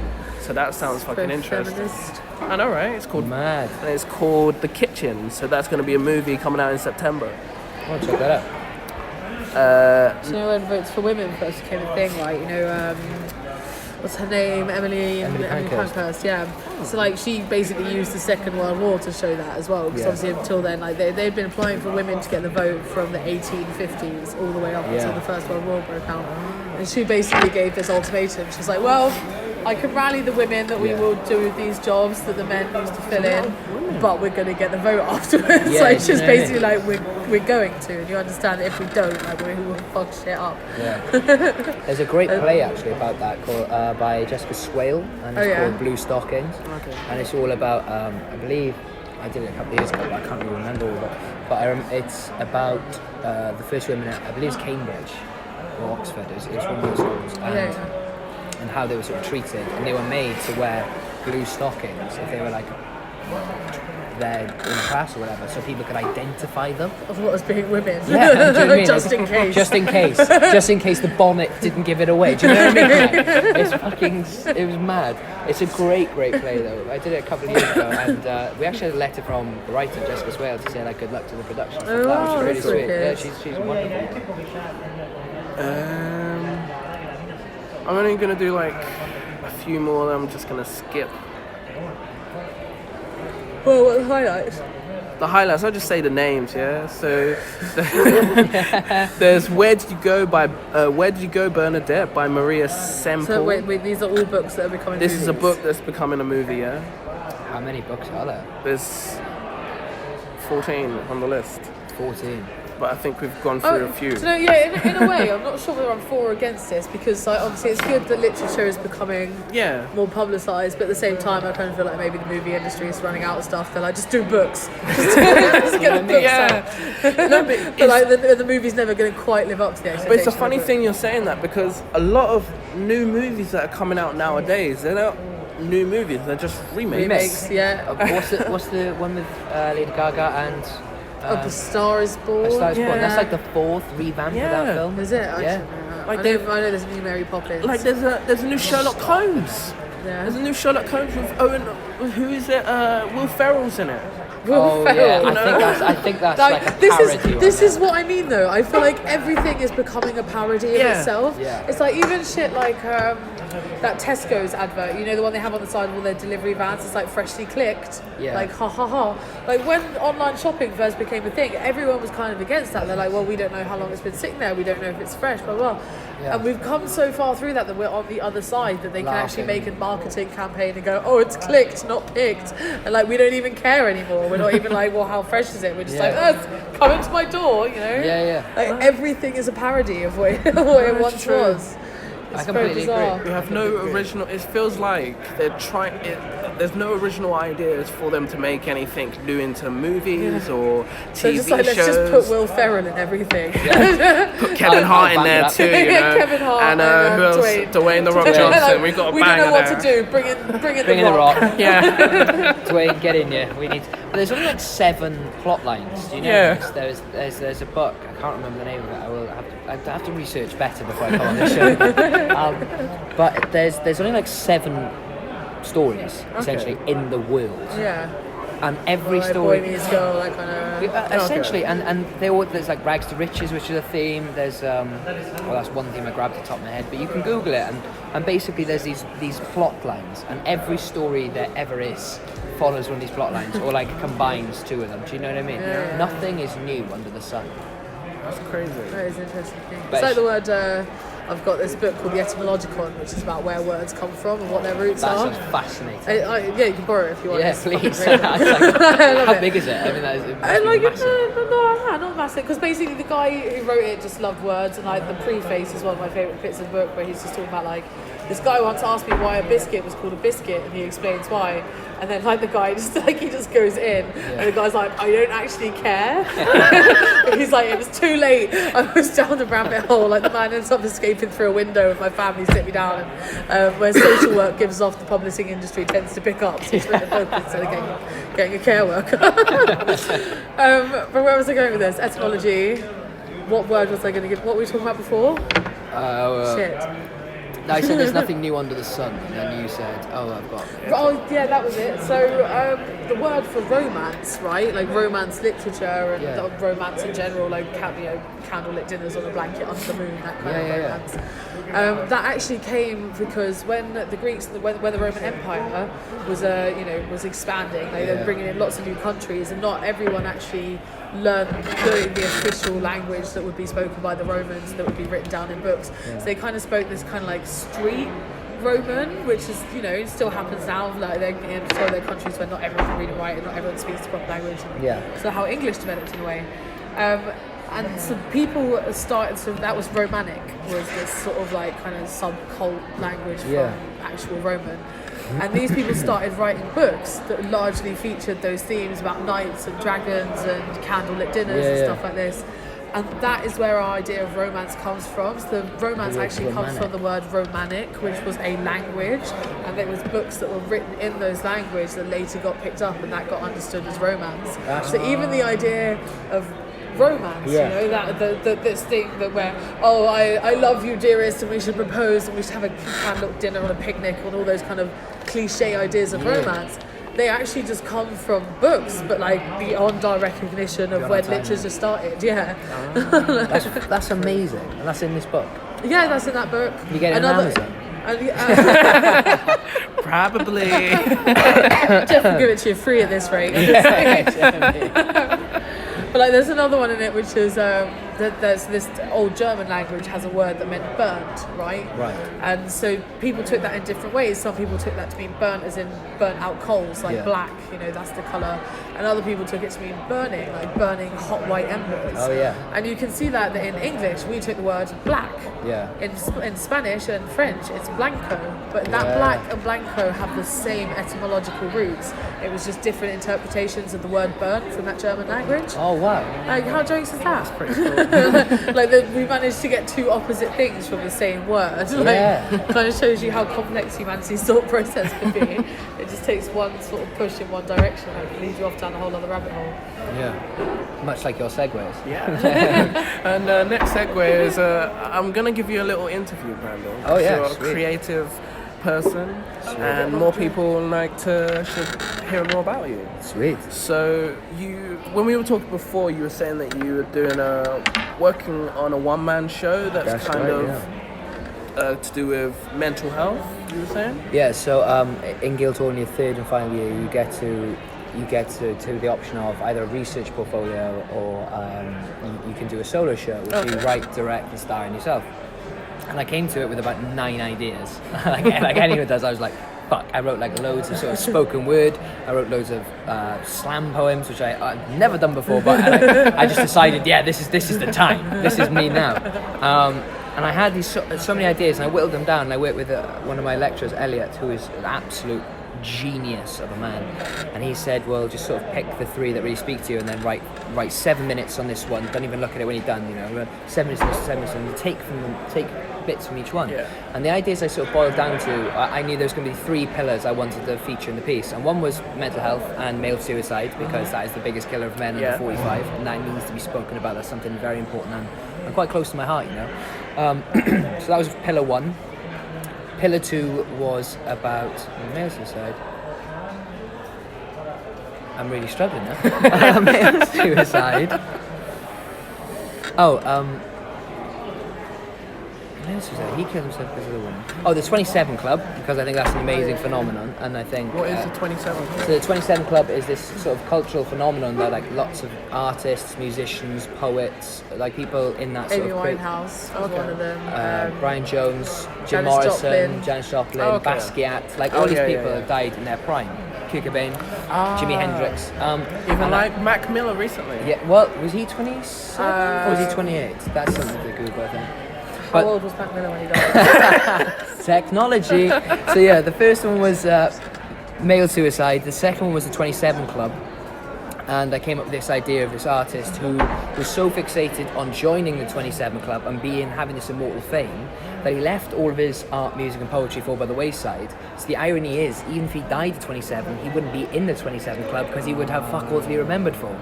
And the third one, which has actually given me grey hair and like sleepless nights, was I compiled a list of all the songs that have ever sort of helped me through a hard time, or been there for me, or resonate with me on some level.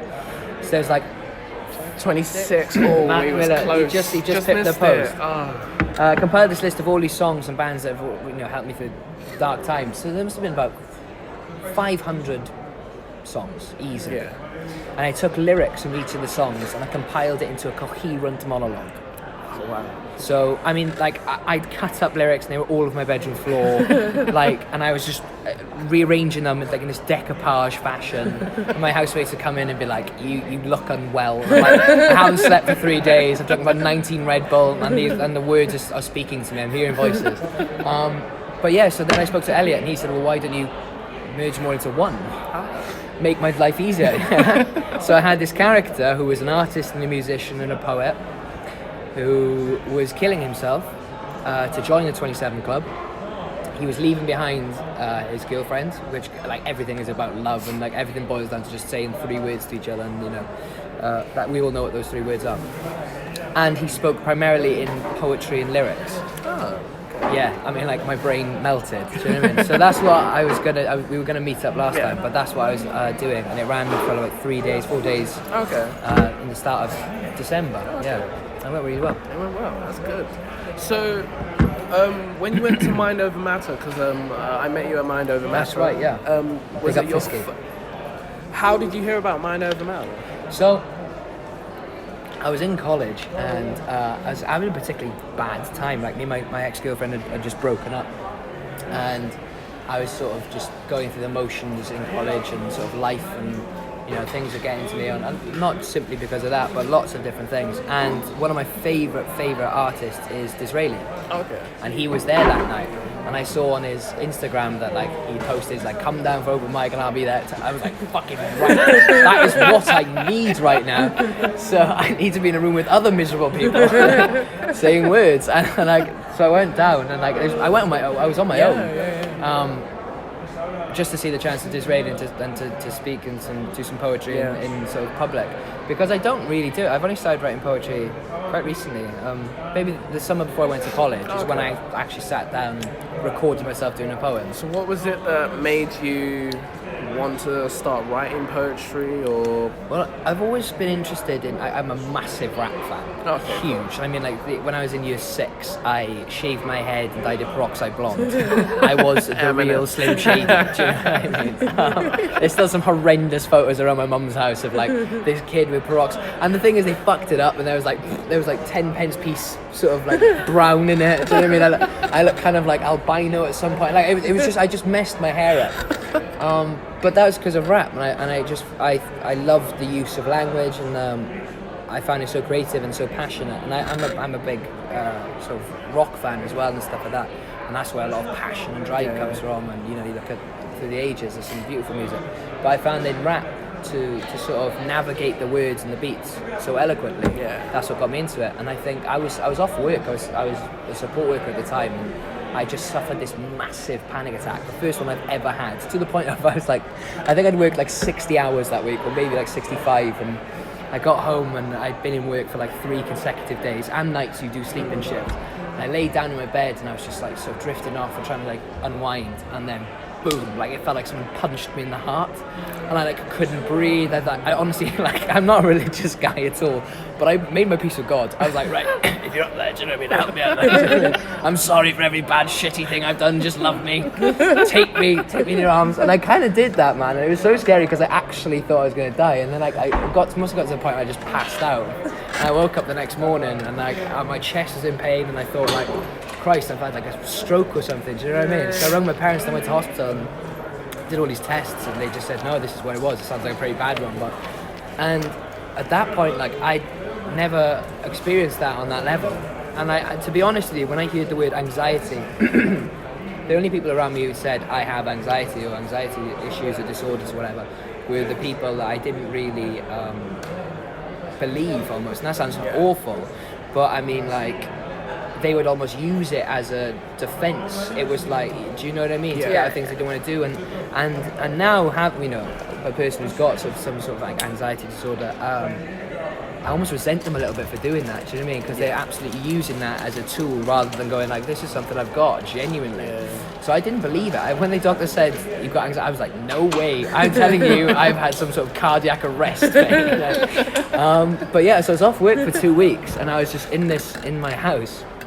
I was staying with a friend at the time, one of my mentors, who is absolutely, truly wonderful woman, Viv Buckley. I was staying with Viv, and she was in work, and I was just around the house on my own, just doing nothing, just sort of like living in this fear. So I just started writing down what it was that was getting to me, and sort of what was on my mind, or how I was trying to articulate how I felt. And I ended up writing this poem, and it was the first poem I recorded actually, which is on my Facebook. And I recorded it because I thought, like, I want to share this, and I don't think just seeing the words would do it justice on how I feel. Like, it's important when you're a poet, I feel, to say the words as well. You know, it's all well and good writing it down, but until you say it and embody it, then it becomes something else. So I recorded it, and I put it on Facebook. And took this massive sort of leap of faith. Mostly because I just wanted my ego stroked at the time as well, because I was suffering, kind of thing. But I had such good results, and people said, that this was something I should do, and that really gave me the confidence there, because I've always written, and I used to be in a band, and I used to write lyrics and stuff, but never did I think to just do poetry. I mean, it was always for a song. It was always the lyrics for a song, and that sort of gave me the confidence then to write more and progress my writing and stuff. So yeah. So is it? And you're also an actor. So was it acting that you wanted to do first, like, and then obviously the poetry came in second? So have you always wanted to be an actor, or is this? Yeah, man. Since I was about 2 years old. I mean, I did this thing called Stagecoach. And Oh yeah, I know Stagecoach. Yeah. Yeah, you know. And Snatch. it was this youth theatre program, and I did that from since I was like yay high, So I've always wanted to do it, and I've always wanted to perform, and I've always sang, and I was dancing when I was a kid as well. And as I got older, I started just doing straight acting. And did a couple of musicals, like rock musicals, or then I got into a band, and then I went through a bit of singing. Poetry was something I always appreciated, but never really did. It's a massive thing as well. I think it's a classist thing. Yeah. I think like at the school, when you go to school and you hear the word poetry, the thing is, teachers who aren't passionate about it, it's the same with Shakespeare, man. No fucking teacher likes teaching Shakespeare, especially to 30 kids who don't give a fuck. Do you know what I mean? So like when they're teaching poetry, they sort of glide over it and they don't get you into it, and the same with Shakespeare and stuff. And so when you're doing poetry in school and they're going, I remember one about it was like at the Raven, I think, or something like that, and they're talking about the curtains being black and whatever, and then like you spend. So Do you know what I mean? I've been saying this lately, right? That I think the scene in London has so much fucking talent in it. It's like I took my friend Jess to Mind Over the Matter last time, and she's never been to poetry night. Really doesn't know what the scene is. Couldn't name a poet if you asked her to. And she came and she was like, that was not what I was expecting. Do you know what I mean, though? And I think you're right that people have this image of poetry as being like in a dark room, everyone's wearing berets, like sadness. I do wear berets quite a lot, sadness, though. Loads of clips. I do wear berets. But like, I just think people have this really warped view. Really stylized view of what they're expecting from the poetry scene. When actually, like you say, there's rap artists in there. There's a lot of different styles. Like, I'm not saying that those beret wearing clickers. The beret. I mean, I click. And I wear a beret. I'm part of the problem. We're part of the problem, obviously. But we're not helping ourselves. No, but I just think that the one thing I think the poetry scene actually needs is a bit more publicity, a bit more. 100%. Because I think a lot of the people that go to the shows are the people which are performing, which is nice, you know. But at some point, you can't have 100 people, 100 poets, and no one watching. You know, but everyone's just. We're all just appreciating each other's work. And so that was clever. That's the one. Oh, I love that rhyme. What do you mean? Do you know what I mean, though?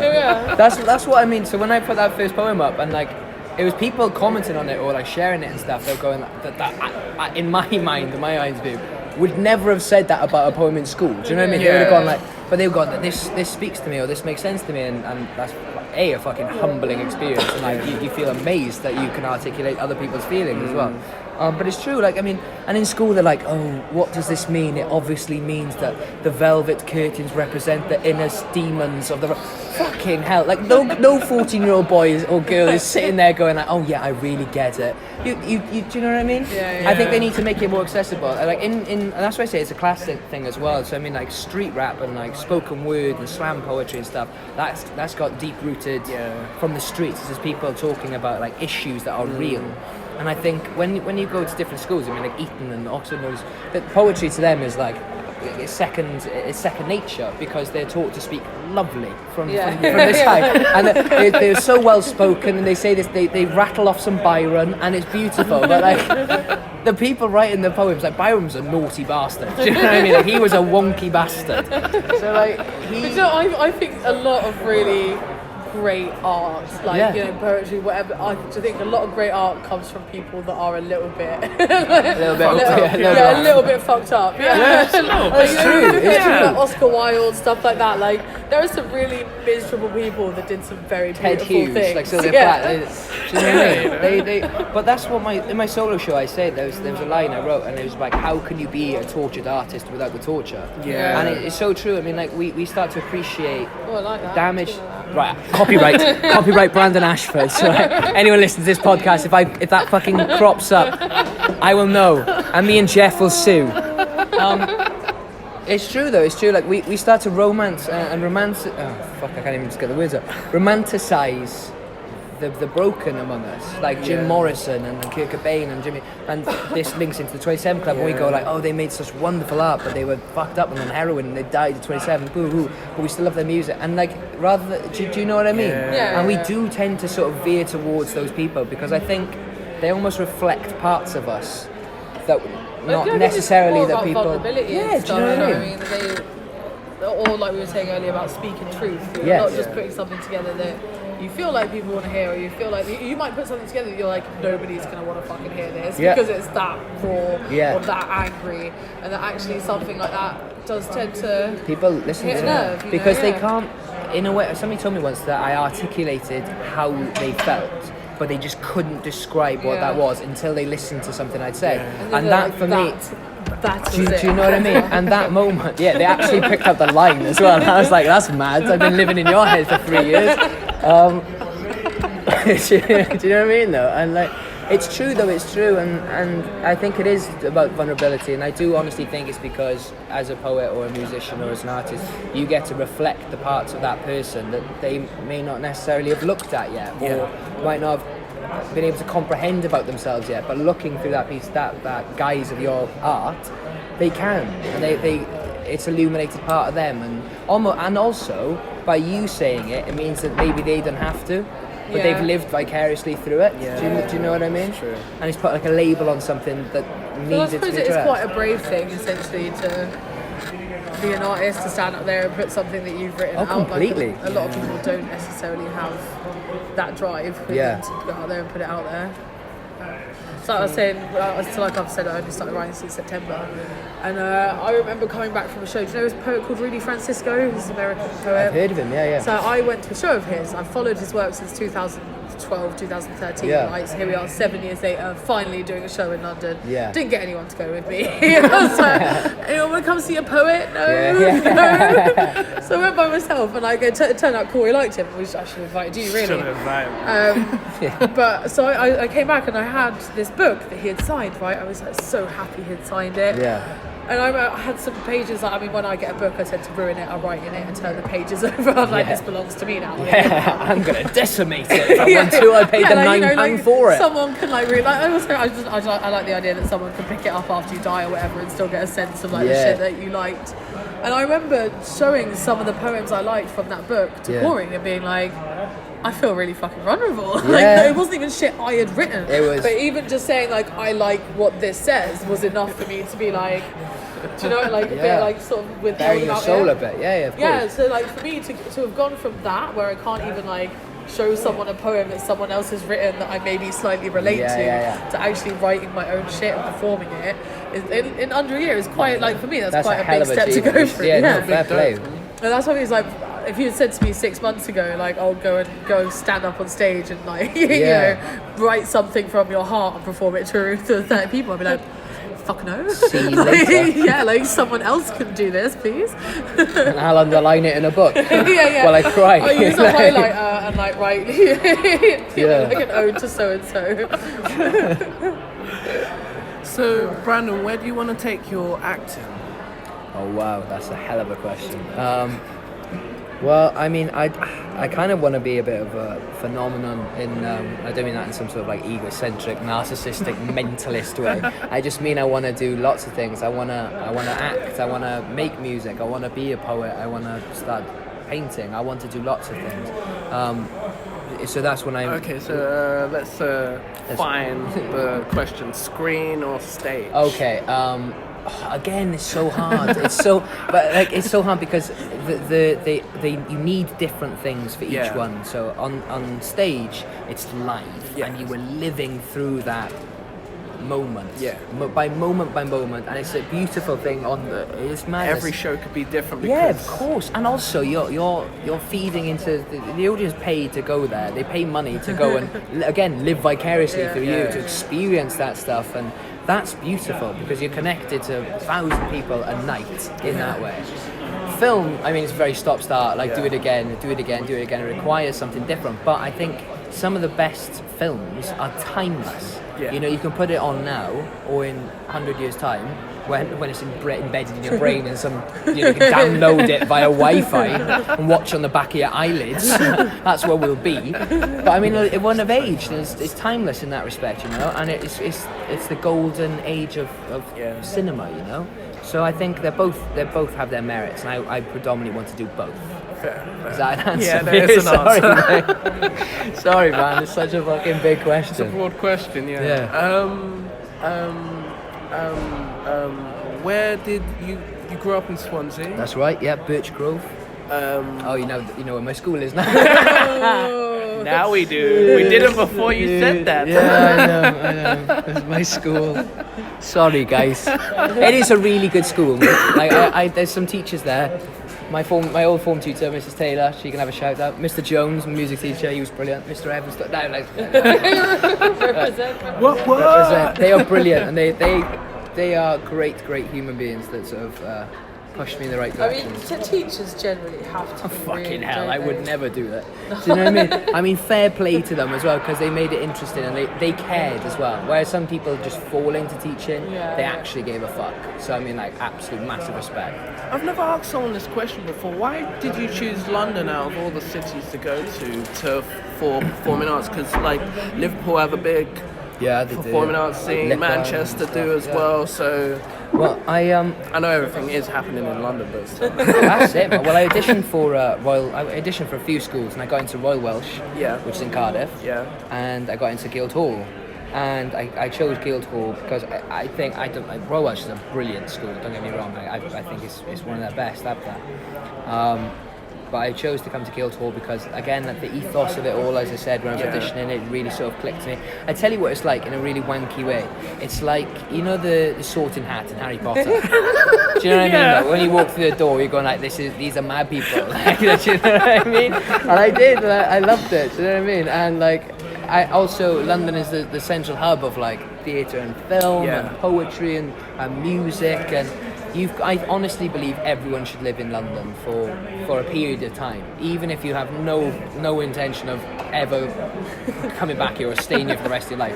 I think you should, because you can never be bored in London. It's so Do you know what I mean? crazy and weird here. Well, my only issue on that front is that.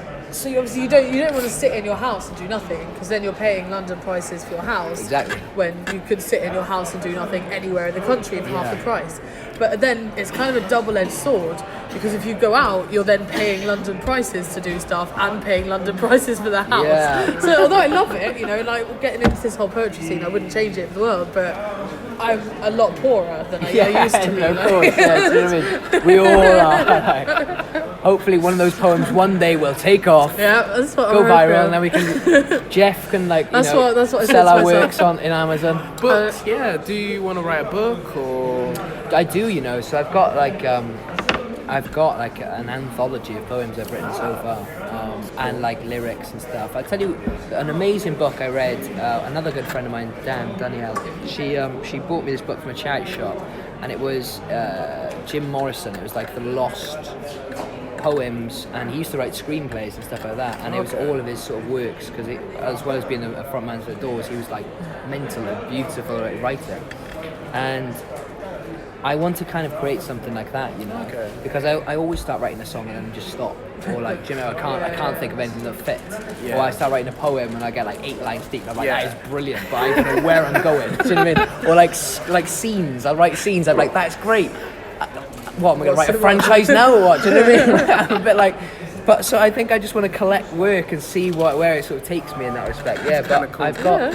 No, 100%. Because if you write it down, there's a chance of coming back to it. Yeah. If you don't write it down, it's gone forever. Like even whether it's 5 years time, 10 years time, if you can look back at that, and suddenly you might find that you have the other half of the idea that you were missing at the time that you wrote it. You know. Yeah. Or you can look back and go, what the fuck was I thinking? all that. I've done like I found when was this? I think it was last year. I found like one of my old school books, and I'd written this poem in it for this girl, right? And like again, I've described my school to you. Do you know what I mean? And I read her this poem when I was in year 8 on the yard. Like, who the fuck did I think I was? You know what I mean? Charles Bukowski rocking up and be like, I thought she was gonna swoon, but like no, she fucking nearly ran away. Like, I mean, like, what was I? And I found it in the back of this book, and like I laughed for a solid 20 minutes, like until tears were coming down my face, going, what was I thinking? But that's good as well, because you get to see your progression. Yeah, and go, you've got to grow. not only in your work, but I mean like as a person, because now I'm like, Jesus. So yeah, write them down, because at least for a dark day you can read that shit back and go like, what was I doing? Do you know what I mean? Yeah. I would say one of my final question for you, Brandon, is If you had any advice for anyone who is looking to be an artist or a performer, an actor, poet, what advice would you give them? Stay true to who you are, and I mean that's quite broad, but I genuinely believe. So, speaking in terms of like acting, for example, I was having this conversation with somebody the other day. Like drama schools tend to, like for the first year, they sort of knock out any bits of who you are. Do you know what I mean? So you can be like neutral, and you can play any role and all sort of stuff. But it's so important to keep that and remember that about you, because this industry, anybody can play near enough any part. Yeah. You know what I mean? The beauty of it is that we all bring something individual to it, and we bring part of us to it. Now, if you get rid of the part of you that is individual, you've fucking lost your only commodity. Do you know what I mean? So, and that goes for writing as well, or that goes for poetry, that goes for music. As long as you sort of stay true to who you are and what you're about, and it goes back to what you were saying earlier on about being genuine and honest. Honest is such a... People don't understand how powerful honesty is in that respect, and honestly saying how you feel, or honestly coming to the work in that respect. It's so powerful and so moving to see a real person talk about what's real to them. That knocks spots off any other thing that's out there at the moment. You know? So I just say be honest and be you. Okay. That's great answer. Yeah. Hey guys. I mean, like, I sound like fucking Bono. do you know what I mean? But no, it's true. It's true. Be who you are, and people. Not everyone's gonna like it. Obviously, not everyone likes everything. But as long as you know who you are and what you're about, then I mean, you're golden. Stay gold. I feel like I got a t-shirt going. Yeah. Jeff, hook me up. We'll get some Stay Gold t-shirts going. Double finger guns. I thought you were going to say double down, double denim, like double denim, Stay Gold, embossed on the back. Now we're talking. Now we're talking. Add some of those, what they call diamante. Yes. Rhinestones and that. Honestly, we're laughing. In about 8 months' time, that'll be on every shelf. Oh no, but what was it? Not mine. Hey, no, it could be. As funny as you were talking about it, it's my friend was telling me about there's a new fashion that's coming back that used to be an old fashion, kind of from the Egyptian days, that basically they used to Stretch them head. No, they used to encrust what they called scarab beetles. They used to encrust scarab beetles with diamonds and jewels and keep them alive, and then put them on them to wear as jewelry. So Live scarab beetles as a necklace. as a little brooch just crawling all over you. That's what they're kind of bringing back right now. Well, it's not a very good brooch if it fucks off after 2 minutes of having it. Do you know what I mean? I paid £1,000 for it. Oh, it's gone. do you know what I mean? Yeah, it's crazy. Why though. do people do that? It's a living thing. It's a living thing. It's a living Morally, thing. that's But it's evil. Yeah, exactly. And that's fashion. Yeah, well, it's obviously from the Egyptian years. Yeah. Now being brought forward, and the rich of the rich are saying this as I want a live scarab beetle crawling over me. yeah, with diamonds all over. So they're just vajazzling a fucking scarab beetle Pretty much, and yeah. having it on their body. Yeah. But they have clearly too much money and too much time on their hands then, do you know what I mean? You know. Have you got anything to plug? Anything that you're doing? Anywhere you're appearing? Well, obviously I've plugged enough things on this podcast, which you won't carry on mentioning. But yeah, I'm doing Fury, which we open next week, the 1st and 2nd, the 6th and 7th, and the 11th and 12th, and that's in Guildhall. It's in the Barbican. It'd be great. You can book your tickets online, or you can go to the Barbican and book your tickets that way. Cool. This episode comes out next week, but I will use this part in the first promo that I drop on Monday, Nice. so you can promote the show. Oh wow, that's perfect. Thank you very much. Plug. Yeah, That's yeah. what we've learned from the show. I love plugging people's stuff. It's Yeah, great. man. Thank you very much. Yeah, this will be the end of the show. Yeah. Thank you very much for having me. Thank you for being on the show. it Thank was you a for pleasure. coming along, Sophie, and adding your opinion. This is all rather unexpected for me, so thank you for having me. Great. Glad to be here. I thoroughly enjoyed myself. And everyone at home, thank you for listening. If you enjoyed the show, thank you for listening, like I said. But if you didn't, more for you for sat at home and listening for 1 hour and 57 minutes. You're a numpty. You are. And yeah, that's it. So everyone else say bye. Yeah, peace. Thank you very much for listening. Bye. Bye, guys. Bye now.